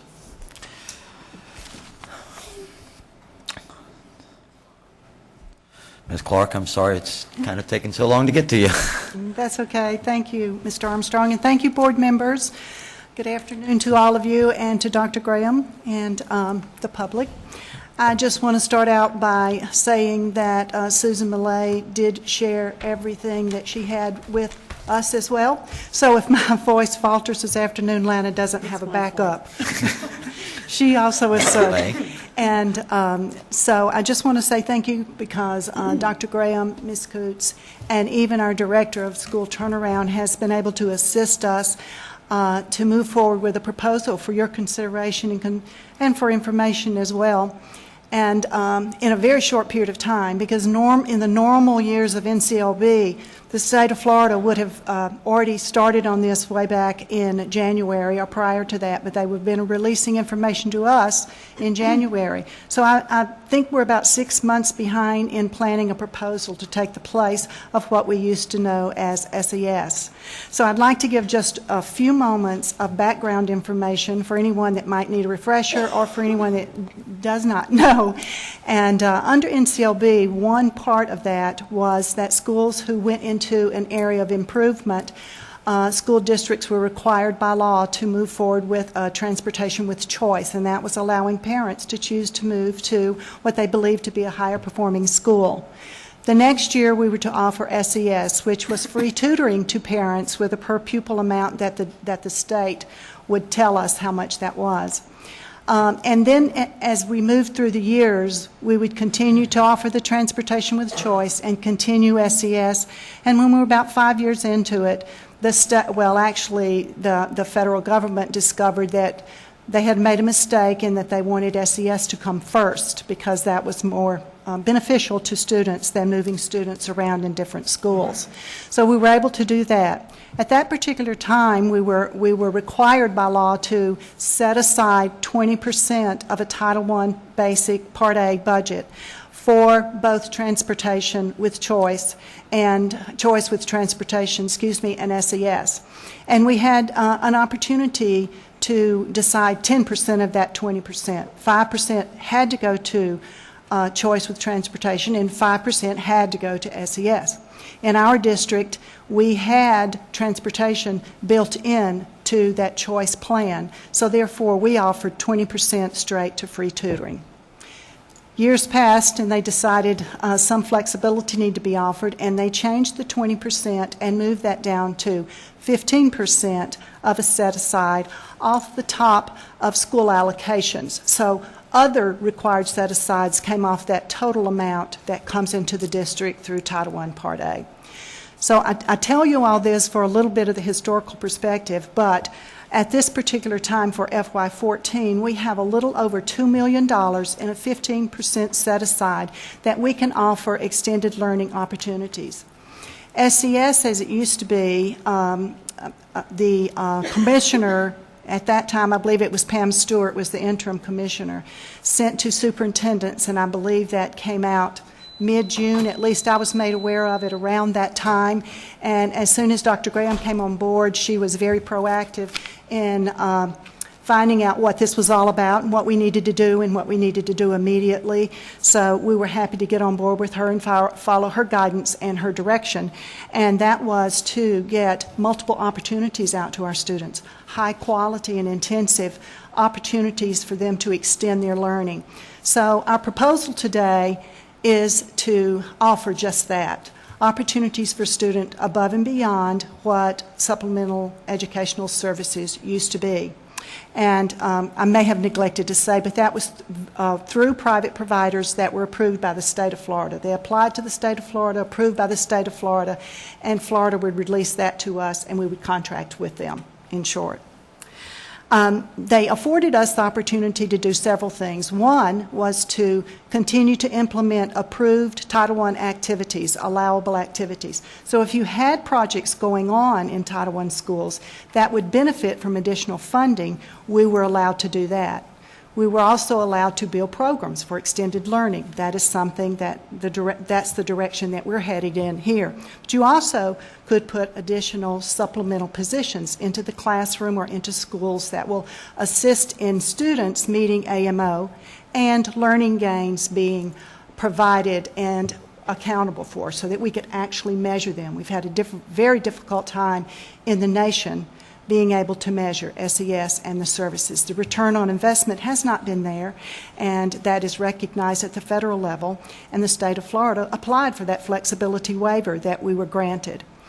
So a result of that is what we're going to propose to you today, and this proposal will offer more than one opportunity to students in all Title I schools.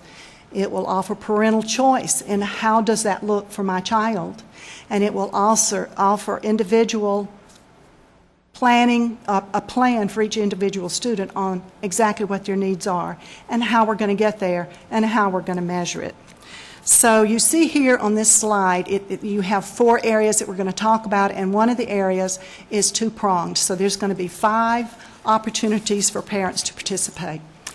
And our real purpose behind this is to be able to, as I said before, extend, enhance, and provide high-quality, intensive extended learning opportunities. Secondly, we need to meet differentiated accountability requirements.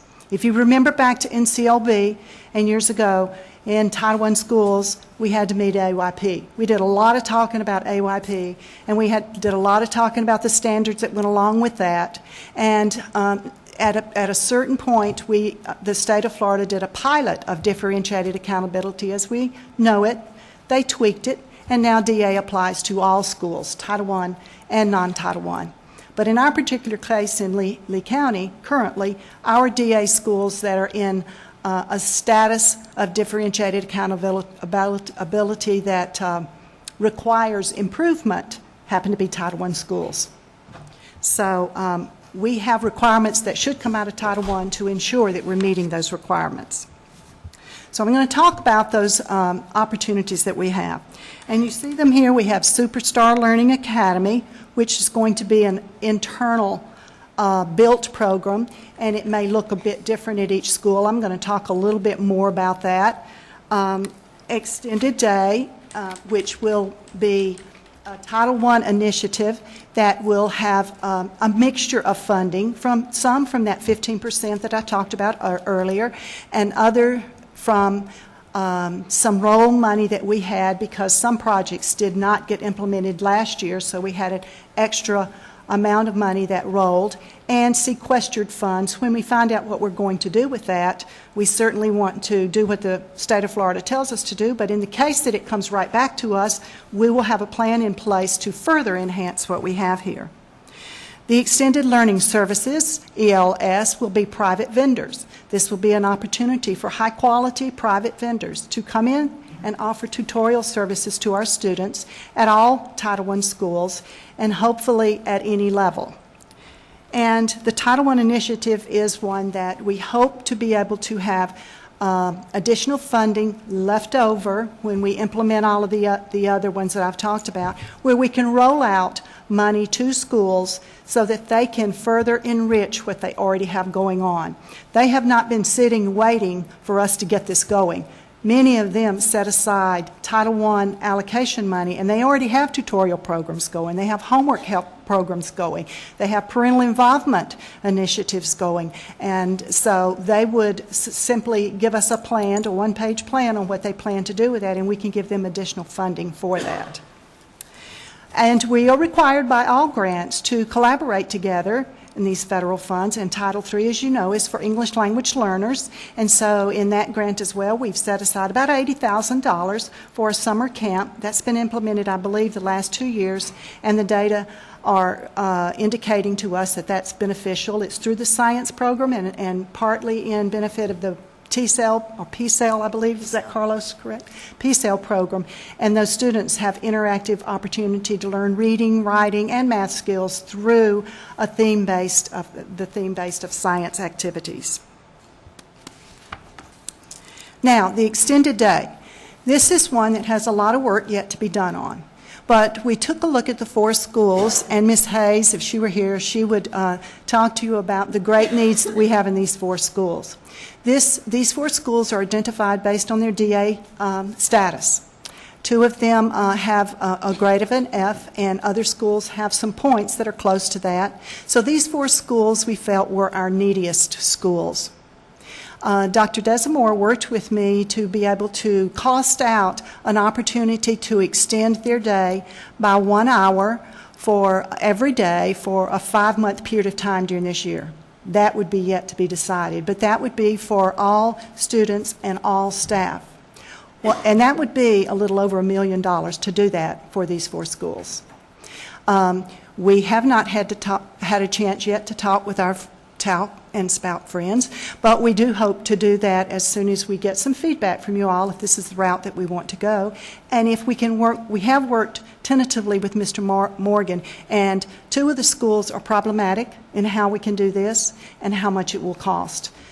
2 of the schools can blend right into our current transportation, but there could possibly be school time changes. So that is something that we have to look carefully at and plan if this is a choice that we go.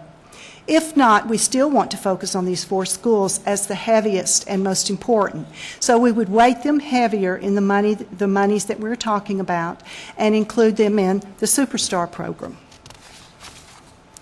The Superstar program, excluding those 4 schools we're talking about, are the 27 DA schools. This would capture the F schools, the double D schools, the D schools, and the C schools. And on our little formula to look at our funding sources, we base this on students in all of those schools who are at level 1 and 2 in reading. That would capture about 1,600 students that could be served if we based it on 40 hours of services per student. And we have already begun the work of a curriculum so that we would be able to measure these students exactly with a pre and post test with a curriculum, not something new, but something that is already in the reading or math program at any of the levels. And we've already begun that work, and we're really close on releasing more information to schools on that. We would have only highly qualified teachers. In a highly intense and quality program, we just cannot have tutors teaching our children that are not qualified teachers. So we expect that in our tutoring program and every program that I've mentioned here today. Schools would choose their targeted students, although I mentioned level 1 and level 2 in reading and math. We may have students that need help in other areas. So the schools would be looking and are already looking at their targeted students who need more, and they would submit to us a 1-page document that would tell us what their targeted students, but they would know their amount of money they have to work within. So they would have to balance it just like they were balancing any other budget. And again, if we cannot do the 4 schools for the extended hour, we would pull that right back into there, but we would be weighting the funding source so that more money would go into those 4 schools, so hence more students could be targeted or more hours could go into the services. From that respect, it would be up to the principal and the school needs. The ELS. This also would be open to all 42 Title I schools.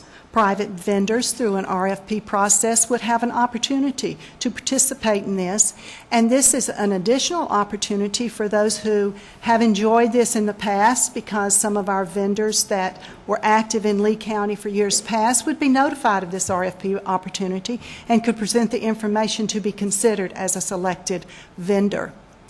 One of the three things that we feel would be very important is for them to demonstrate to us a 3-year trend of student academic success, and that could be in various forms, because I mentioned earlier, we really don't have any real accurate, valid, consistent data across the nation regarding SES. But our past providers did do many pre- and post-tests of their own for diagnostic purposes and did some measuring of their student gains. So we do believe that they could provide us with information. We would insist that they have highly qualified teachers. Again, we need highly qualified teachers tutoring our students. They would give to us, after looking at all the details of the RFP, the cost of services at a per pupil rate, and that would be part of the RFP process. This is really a shortened version about RFP, considering what Ms. Millay just shared with you. But we have already worked with her quite a bit, and we continue to work with her and hope to roll out an RFP process at the end of September. Parental choice. This would be similar to what we had in SES, in that parents would be able to choose which vendor they want their child to receive additional tutorial opportunities. And we hope and have looked at our data to consider these options of parental choice: in-home, online, off-campus, and on-campus. About 30% of our parents chose in-home tutoring or online, like a virtual situation, and off-campus. So with that 30% in mind, we thought those were very important to look at, and we would hope our vendors would take that into consideration. A lot of parents who might receive Superstar tutorial services at their school may also like additional help on a Saturday or a holiday weekend or later in the evening. Now, of course, you're thinking this is going to cost a lot of money. It certainly will be costing a lot of money. So as we watch our budgets, we may have to give priority to the academically needy students first in any of the programs that I just mentioned. We just based our example on Level 1 and Level 2.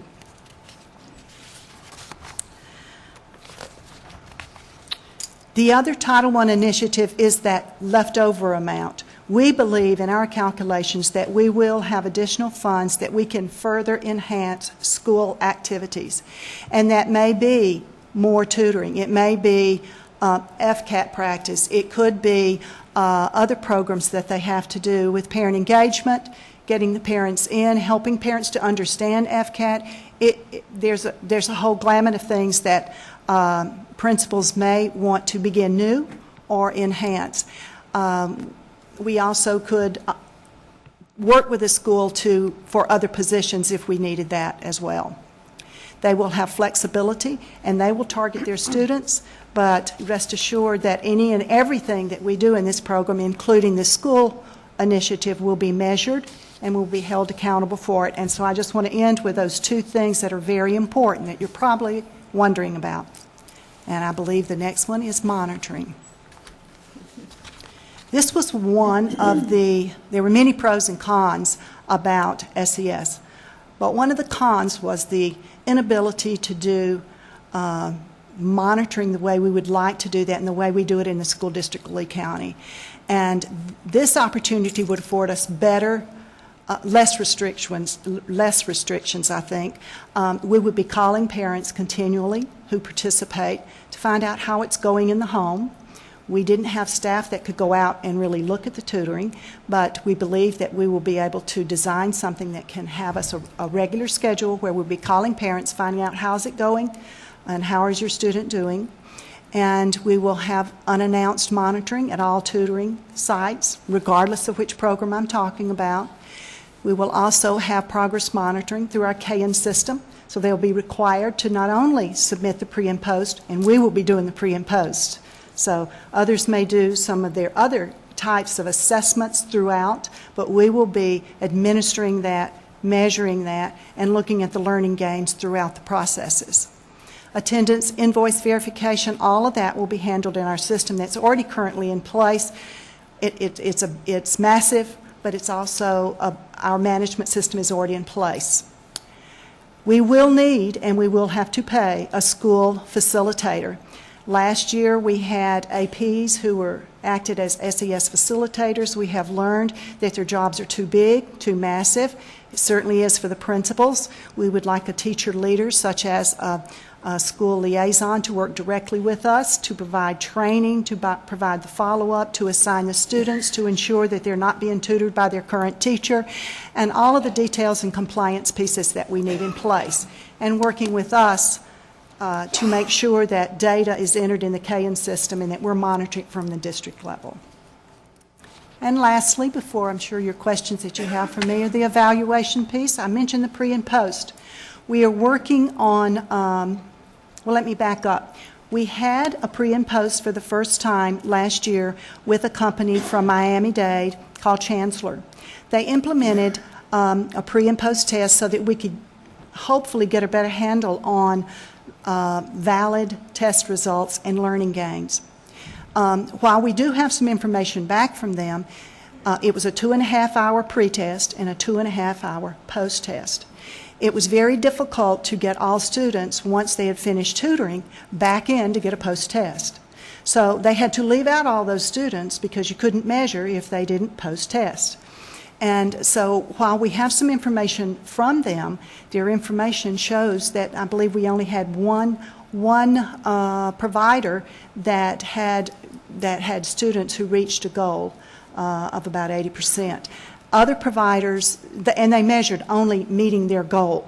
It wasn't learning gains for FCAT or learning gains for STAR or any of those other assessments.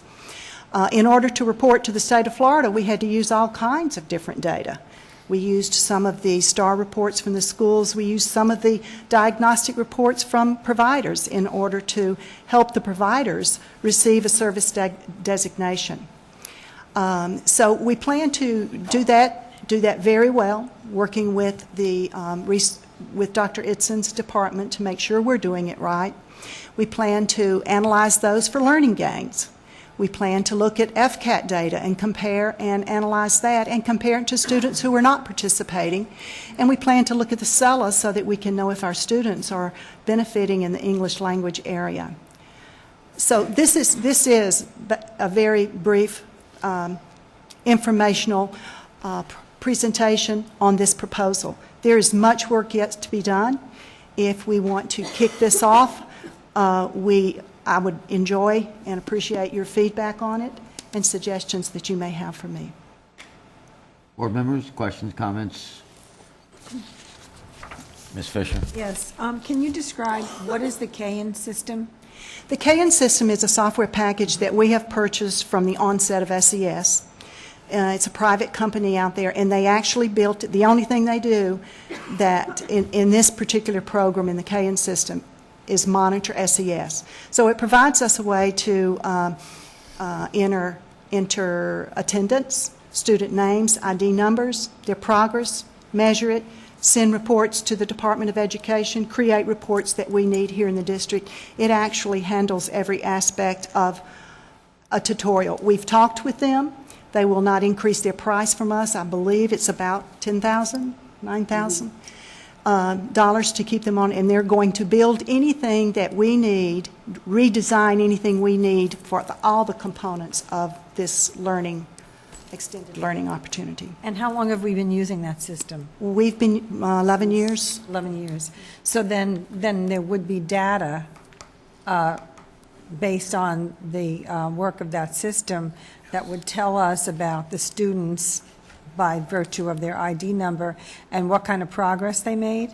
We have gone back about 5 or 6 years and asked the company to give us some data, such as attendance, what students participated, who they participated with, how much services, whether they started and completed it or stopped and when they stopped. So yes, there are ways to get information from KN not only this year but past years. I'm not sure how far back, but... Yeah, I mean, I think even if we went back a couple of years, because when I went to the state website and looked at some of our providers, they were marked either incomplete or unsatisfactory.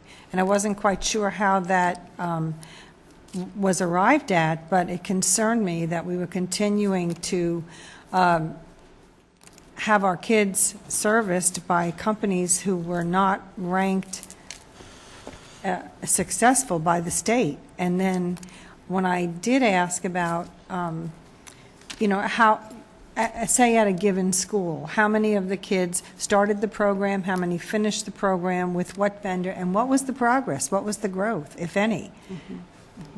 Well, all of the things that you just mentioned there can be tracked in KN, and it has been tracked in KN. And while the districts were restricted in monitoring, for example, part of that service designation that you looked at and saw some incomplete was like perhaps surveys. Parents get to be surveyed, principals get to be surveyed, district staff get to be surveyed. But district would not get to see parent surveys. The providers would share them with their parents and allow them to answer the questions, and they would give that to us. Well, they don't even give it to us. They submit it to the state of Florida, and it's entered. We send attendance and surveys from principals. For example, a provider that was off campus, or a provider that did virtual or in-home, we would not be able to get any information in the point system from a principal regarding that provider. So there could be blank spots for a provider, and we submit everything that we have that the providers give Cheryl, us. I think what's important to Ms. Fisher and to me, I know, what's going to be different now? Are we using K, and are we going to be able to keep better data than we've had? Because part of the struggle right now in determining who we need to retain is we don't have good data. So what's going to be different? What's going to be different is the fact that we are going to pre and post. The state of Florida did not require this at the onset. So providers came in with no measure at all, and we weren't allowed to require it. Now, in our district, Dr. Browder, way back when, this goes back a few administrations, Dr. Browder said we are going to measure them. So we're going to require them to do a diagnostic or use some sort of assessment pre and post. So in our contract with them, we required it. But 40 providers had 40 different types of tests. So data cannot be valid when you're comparing all kinds of different tests. Additionally, they have all kinds of different curriculums that they can submit. If approved by the state of Florida, we could not participate in that in any way, form, or fashion. So again, your data is not well served and accurate if they're being taught different things. And their goals could be, for an example, to simplify it, it might be a student would have a goal of learning their multiplication facts to 5, or learning all of the Dolchworth word list, or comprehension, versus someone that had a goal of achievement of a 50% increase in a test score. So virtually all over the place with no control for districts. The difference in this, Dr. Graham, is that we are going to control this. It was a wonderful thing when Mr. Scott brought this up. It's exciting because his words were at the last board meeting. I believe the state has done us a favor. And I believe that as well, because now we have the opportunity to not only hold ourselves accountable, but to hold anyone else that's participating in tutoring for students accountable and measuring that. And we can take that further in our district by measuring with FCAT, which is a very poor measure to measure less than 1% of time on tutoring against FCAT when so many variables would come into place on that. Right. Right. So does that answer it? Well, let me see if I understand you then. So for the last 11 years, we've been getting how much money a year from the federal government for this, or the state? For the first part, 20% of whatever our allocation was during any one of those given years. Okay. And we've spent millions every year. Absolutely millions. Okay. And then we have opportunities for vendors to come in to a given location and explain to parents what their services were, and then parents were able to choose.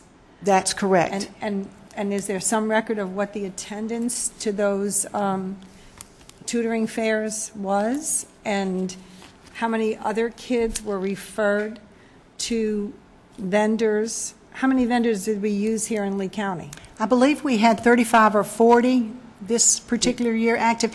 We sometimes have 70 who say they're approved by the state, or 75 or more that say they want to serve Lee County. They get to mark which counties. And then when they get here, they discover that perhaps that they don't get chosen, or it's not beneficial to them because only 5 families chose them. So they cannot feasibly afford to serve 5 children. So they have a period of time where they can say, I can't do this. So that would be a provider who got a no score. And if they chose to and agreed to us during a period of time to serve those children, they have to. If they don't do that, then we have to report them. In the past, we reported them to the state as a provider who did not fulfill their contract. Okay. So then if we took our 5 vendors who serviced the most kids in Lee County, we're still saying that we don't have data to show that the kids that they serviced showed growth academically in reading or math or whatever their goals were.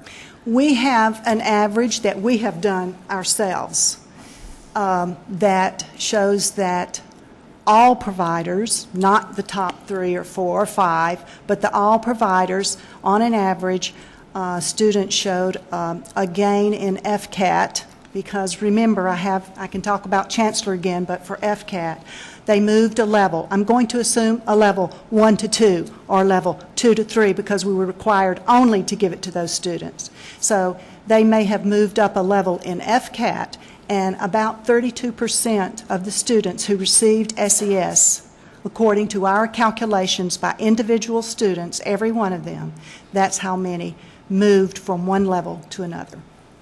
Out of the total number served? Out of the total numbers that began and completed their opportunity, which would have been fulfilling about $1,200 going to them. Right. Now, different sessions according to the provider. Yeah. And who pays the vendors? The district pays the vendors. The district paid the vendors with the money that we received from the government? The 15%, yes. Okay. Out of the that 15%. That 15% was designated solely for that and could not be spent on anything else, with the exception of last year. And the state of Florida allowed us to put in the amount, which was about $179,000 or $189,000, to pay this third-party person to do the pre and post. Okay. Which resulted in a ranking of providers based on achievement of goal only for those students who did the pre and post, which left out between 500 and 600 students, because you couldn't, especially the ones off campus, you couldn't get the parents to bring them back for a 2.5-hour test. In order to make the test valid, it was the Stanford 10, actually, is the test that they administered. We had to have that testing site, a testing site with an administrator that had the training to do that. So then, was it the district's responsibility to monitor the progress, the term of service, and how many kids completed the program, and the success or not of that? All of those things were monitored by the district for the attendance and all of those kinds of things. For the learning gains, that was sent directly to the state of Florida. They evaluate the providers based on that. And we kept a record of that, the learning gains? We kept a record of what Chancellor provided to us, which was a ranking of the providers and how their students achieved their goal or not, and the service designation that the state of Florida assigns to each provider based on a rubric where they gain points for certain things, such as completion of student performance and those kinds of things. I just have one last question. That's okay. Great. What is the cost of the KM system? About $10,000. I believe it's just under $9,000, but it's right at $10,000. Yes, ma'am. For the whole district? Well, I don't know that anyone else in the district uses that package, but for us it is. Right, as far as SES was concerned. Yes. Okay. And they could increase the price if we got to 57 schools, but right now we've already worked with them and they are not increasing the price from last year, even though we increased 6 schools. And we have a contract with them that specifies what they need to return to us in exchange for the 10,000. Return to us? I'm not following. Well, information, aren't they the, Oh, yes, they provide us any information and always have. Return to us reports, okay. always. Okay. They are a wonderful system to work with. I believe every district, with the exception of a few districts who were able to build their own system for SES, used the K, and it was a recommendation by the state of Florida. Thank you. And did you say we had $2 million in rollover money? We have about approximately $2 million, which includes sequestration. Thank you. Thank you, Ms. Fisher. Ms. Morgan? Yeah, my comments are just general. You've done a lot of work, and I know you have a lot more work to do. Yes. What I like about your presentation is that you've come up with a menu of options. The decisions are being made locally at the schools, with parents, given the individual children. So you're differentiating by school. But the rigor, the learning gains and the rigor are being established by the district and monitored by the district. Correct. And so I like that bifurcation. I think responsibilities are where they need to be, and I look forward to hearing your report after the first year about how this has worked out. Actually, we plan to do that for you, and we get this really smooth. We plan to do it more often than that, but we're behind the 8 ball. We're about 6 months behind getting going with this. Simply because the state didn't offer us that. Mr. Scott? Well, this is right back where it belongs. It belongs in our hands. We can control it. You can guide it. We can set the standards. We can make sure that we get more than 32% of the students involved to move forward, because to me, that's flunking. Okay? And if that's what we've got in the past, we might as well pile the money out there and lit it on fire, because it didn't work. So this one's square on our shoulders. And I want to see it work because I think it has application in other things that go on. Getting those controls back locally, putting them into our own hands, and you guys operating it successfully, I think is critically important over the long haul for more and more and more issues, because it's the local community that benefits most by an excellent public education system.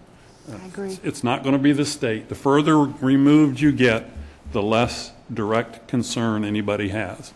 So We thought it, for whatever it's worth, I'm going to watch this one like a hawk, because I'm very concerned that we do it the right way and that the students gain as a result thereof. They will. we thought it important that you hear all this before the RFP process goes forward, because you all are the ones that are going to hear from vendors. This is a significant shift in this has been a very lucrative proposition for many, many vendors. And it's going to be a little tighter now, and so you all may hear, you may hear. So I appreciate those comments, and that's why we wanted you to have this information up front. I just want to make sure, too, that a student who is being handled in this program is not being handled by their regular teacher. Can you put your hand in here and tell me that's going to be the case? I can tell you that's not going to happen. Thank you. That seems to me to be a natural thing to want to avoid. Okay? Definitely. Thank you. Thank you for the opportunity. Any more questions, comments? Thank you. Thank you, Ms. Clark, like always. Thank you. Next, we'll move right on to public comment. Mr. Martin. School board policy provides the opportunity at this point in the meeting to address the board concerning any matter on this brief meeting agenda. The subject of comment is limited to the items on the agenda. The time allowed per speaker is 3 minutes. Do we have anybody on the right? Seeing none. Do we have anybody on the left? 2 people. Please come on up and state your name.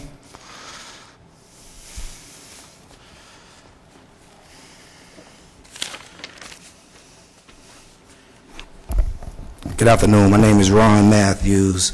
I'm the president and CEO of Community Learning Center of Southwest Florida. I am the only company that got a rating in the district this year, from what I just heard. And my rating was an excellent, so I'd like to just give this to each of the board members. Those are documents with our certification from the state of Florida for this past SES school year. A couple of things that I want to talk about. I've heard a lot of people say, well, this program doesn't work. And for the most part, it hasn't worked because the companies that have presented this service hasn't worked.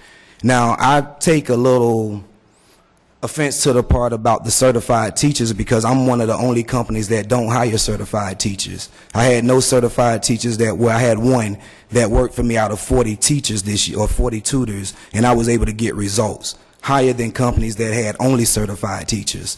The top 3 companies in the district only hire certified teachers. So if the program's not working, we have to ask why not. So to say, well, you have to have certified teachers in order to come back next year because it works, I don't buy into that because my results state that it doesn't. I've been doing this program since 2005, so I was here the first year that it started. My results over the past 8 years, 90% completion rate every year. 85% of my students meet their goal in math, which is 1 full grade level equivalent. I don't do percentages. I'm the only company in the district that doesn't. So I think I'm an expert at SES, but I'm an expert at SES done the right way because I've done it the right way. So I'm all in for the changes moving forward, but I'm not for you guys eliminating SES and cutting guys like me out and saying, well, we're going to give it to the teachers when they've already had their reign of this program for 8 years. I'm an excellent rated company. I don't have certified teachers, but I get results. Our curriculum works because the people we bring in work because that's what we put forth up front. So it's about results. Also, I've asked for a state or a district test since 2008 when the state came and monitored us. I've been doing my own assessment since 2005 like everyone else, but I didn't feel that it was fair to compete with everybody based on apples and oranges. So I wanted the district to do oranges to oranges. And this year, we actually were able to measure our students. Our students' gains, they came in at an average of 31% based on the test that they were given, which was given by Chancellor, which I think was stars for kids that we tutored. We worked with 4th and 5th graders. Our average increase was 62%. From that 31%. Our average kid left at a 63% during 24 hours of tutoring. So I beg to differ that the program doesn't work. I think we just need more companies like mine that are geared towards education and not the money. And moving forward, I would love to be a part of the process that makes this thing work for all of the kids, not just the 1,500 I worked with over the last 8 years. Thank you. Thank you. Next.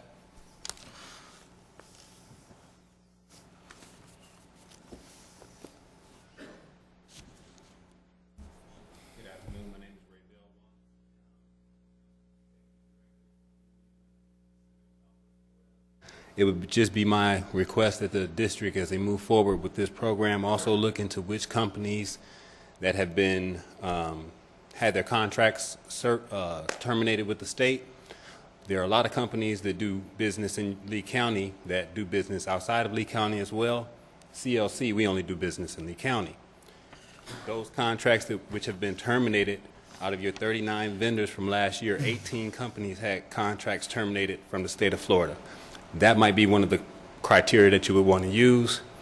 Also, you have to forgive me, the idea that you guys monitor everything in terms of attendance, all the way down to which school they went to, but you didn't actually track whether or not the students did better before and after they had the tutoring, I'm not going to accept. The information is somewhere. If it has to be tracked down by actually going through primary data, I'm a qualified researcher, I'm a qualified teacher. But the data is in your system because the control of this program has been by the district since the beginning. And to say that, well, the state didn't require us to actually follow up and look at it, and so we didn't do it, well, that's not really taking accountability. So I've read the articles in the newspaper, I've read and been able to listen to Dr. Clark, and the real truth is that if this machine's been broke, it's been broke because it hasn't been fixed right here.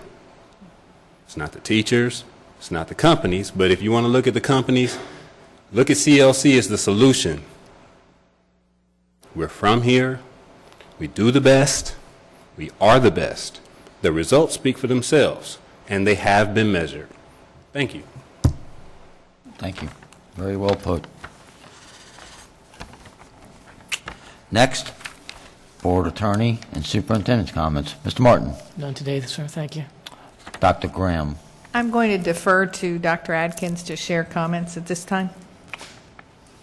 Mr. Atkins. Good afternoon, board members. I want to speak to you today about Mr. Bill Moore. Mr. Bill Moore came to this district in 2003 as a seasoned architect who owned a successful firm. During his service to the district, Bill has built 36 schools, 3 transportation centers, and remodeled what he fondly refers to as big boxes into functional district spaces, like the Kmarts and this space that we're in right now, for a maximum saving, including this building that we're in today.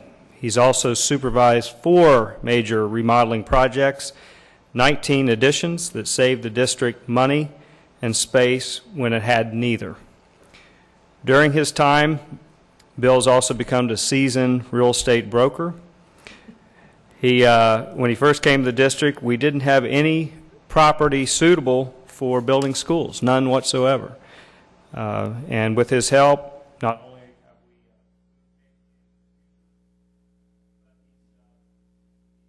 we known as a real estate mogul, particularly in my old city of Cape Coral, by outmaneuvering seasoned professionals to acquire land that he had the foresight to purchase in response to massive growth. While many of us visually see the fruit of Bill's labors, the schools will likely outlast all of us. While many are not aware of the savings that he's brought to the district over the years, the audit process he established has saved this district literally millions. His vision of prototype schools, a vision his colleagues in his profession all over the state told him would never work, resulted in locked costs that continue to reap benefits and cost savings. He's also created a formalized and elaborate and unbiased process for bidding, which when I heard about it, I was really surprised at how tight it is, because it does get challenged and it has to be, we have to have a very tight process. But anyway, that has earned him respect from local contractors and allowed the district to really avoid formalized protests and complaints. In short, Bill has served us not only as a skilled architect, which is the way he signs his name as he put architect off to the side, but also executive director, a very shrewd businessman and negotiator who's represented the best interests of the district. But we all have a real legacy, and I think in his, we're talking about his grandchildren, of which he has children and grandchildren, 12 grandchildren in all. And it's interesting to note that they actually attend the very schools that he's either built or remodeled, and he's frequently had lunch with them in the very cafeterias that he's designed, that's kind of a cool thing. He admits there's some sense of satisfaction in this, and every project he's completed, acknowledging there's a lot of joy when you have a project that was in your head and then to actually watch that project become a reality. When asked about his favorite project, guess what? It's this building comes to mind. In fact, he was talking to me about it today, some of the things he'd like to see as we're moving forward. But noting that when he walks into this boardroom, he takes a look around, and he can't help but think, wow, this is really nice. And I have the same thought as well. I remember the old boardroom that we were in, and this one really outshines what we came from. On a personal level, I have to tell you that I've had the pleasure of working with Mr. Moore for over a decade now, and then here recently within the same division. And when I ask him for things, he always has them to me not only in a timely manner, but extremely detailed and accurate. I really appreciate it. He's willing to drop everything and get it to you very quickly. I found him to be hard-working, and he always thinks about cost savings all the time. Now, sometimes, it's a little warm in these buildings, but that's all about saving millions of dollars. But, right now, I think we all reach a point where our families need and want us, and that's where Bill is right now. That's where his attention must go. We in the district have to let him go, even though we're going to miss him quite a bit. I know certainly I will, and many of us will in this district, who have enjoyed working with him all these years. So at this time, I'd like him to stand and let us recognize Bill. Thank you for your long and wonderful service to the School District of Lee County.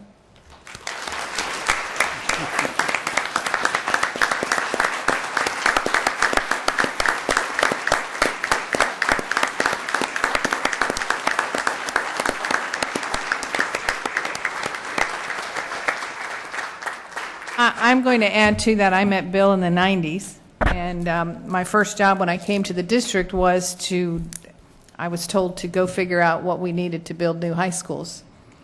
And my comment to the then superintendent was, I don't think you understand, I don't even know what a square foot is, and you're telling me to figure out what we need in new high schools. So I found something on the DOE site that helped me, and then I went to Bill and said, here's what I think we need. He smiled, and then he just laughed out loud. Said, well, that's not happening. And that's really what Bill's known for. A lot of that's not happening, or no, or Greg and I were just talking today that there are two perceptions of Bill, and you either really love him or you're really irritated with him because he's the one who's been willing to say no when it's been the responsible thing to do. At the same time, even as he's saying no, what I learned about him a long time ago is he's trying to figure out a way to make it happen, even though he's saying no out loud. He's busy trying to figure out how he can make it a yes somehow. So his legacy obviously will be his family and his children and his grandchildren, because that's the legacy that matters. But he does have a legacy here, and we would like to have done much more for Bill to say goodbye. He threatened our lives, and I was afraid he'd turn the air off somehow for good before he left if we didn't do what he wanted. He is a humble man and a private man, and has been unable to even really say hello without crying for about a month now. So we are honoring him by not making a bigger fuss than this. But he will be missed, even by those who don't realize yet how much he will be missed. And I have his phone number in my phone because he's got an institutional history that's going to be very, very difficult to replace. So, Bill, we honored what you said.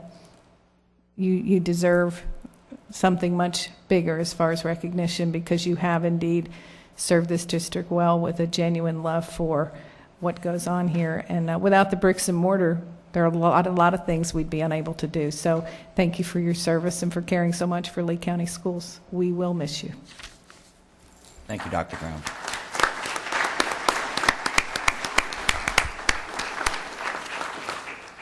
Next, board members, good of the order.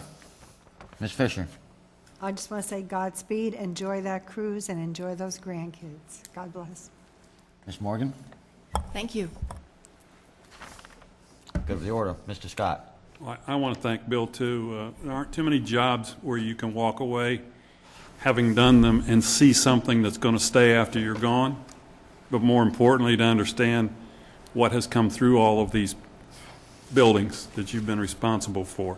Kids stepping into their lives and taking careers, and people that you worked with over the course of the years. So we appreciate very much what you've done, and I think we will miss you. Is that it? Yep. Mr. Moore, many years ago, we ran across each other a couple of times out on job sites. I never really knew who he was, but I think Dr. Graham said it best. There was times since I've been a board member that I really liked you, I liked what you was doing, and 1 minute later when I asked you a question if we could do something, I really disliked you because you told me just no and laughed. But it's always been a pleasure because you've always been very honest and straightforward and willing to listen. And I know you put a lot of hard work and effort into this district, to these buildings. And if somebody would have told me today that this was the day that you was leaving for sure, I'd have made sure that we had the potty bus out front to pick you up.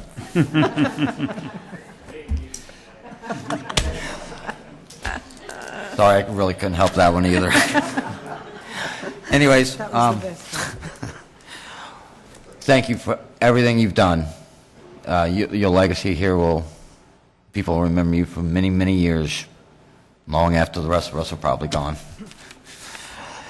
Our next scheduled meeting is a special meeting tonight, I believe, at 5 p.m. 5:05. 5:05. And that will be the budget meeting. Thank you very much.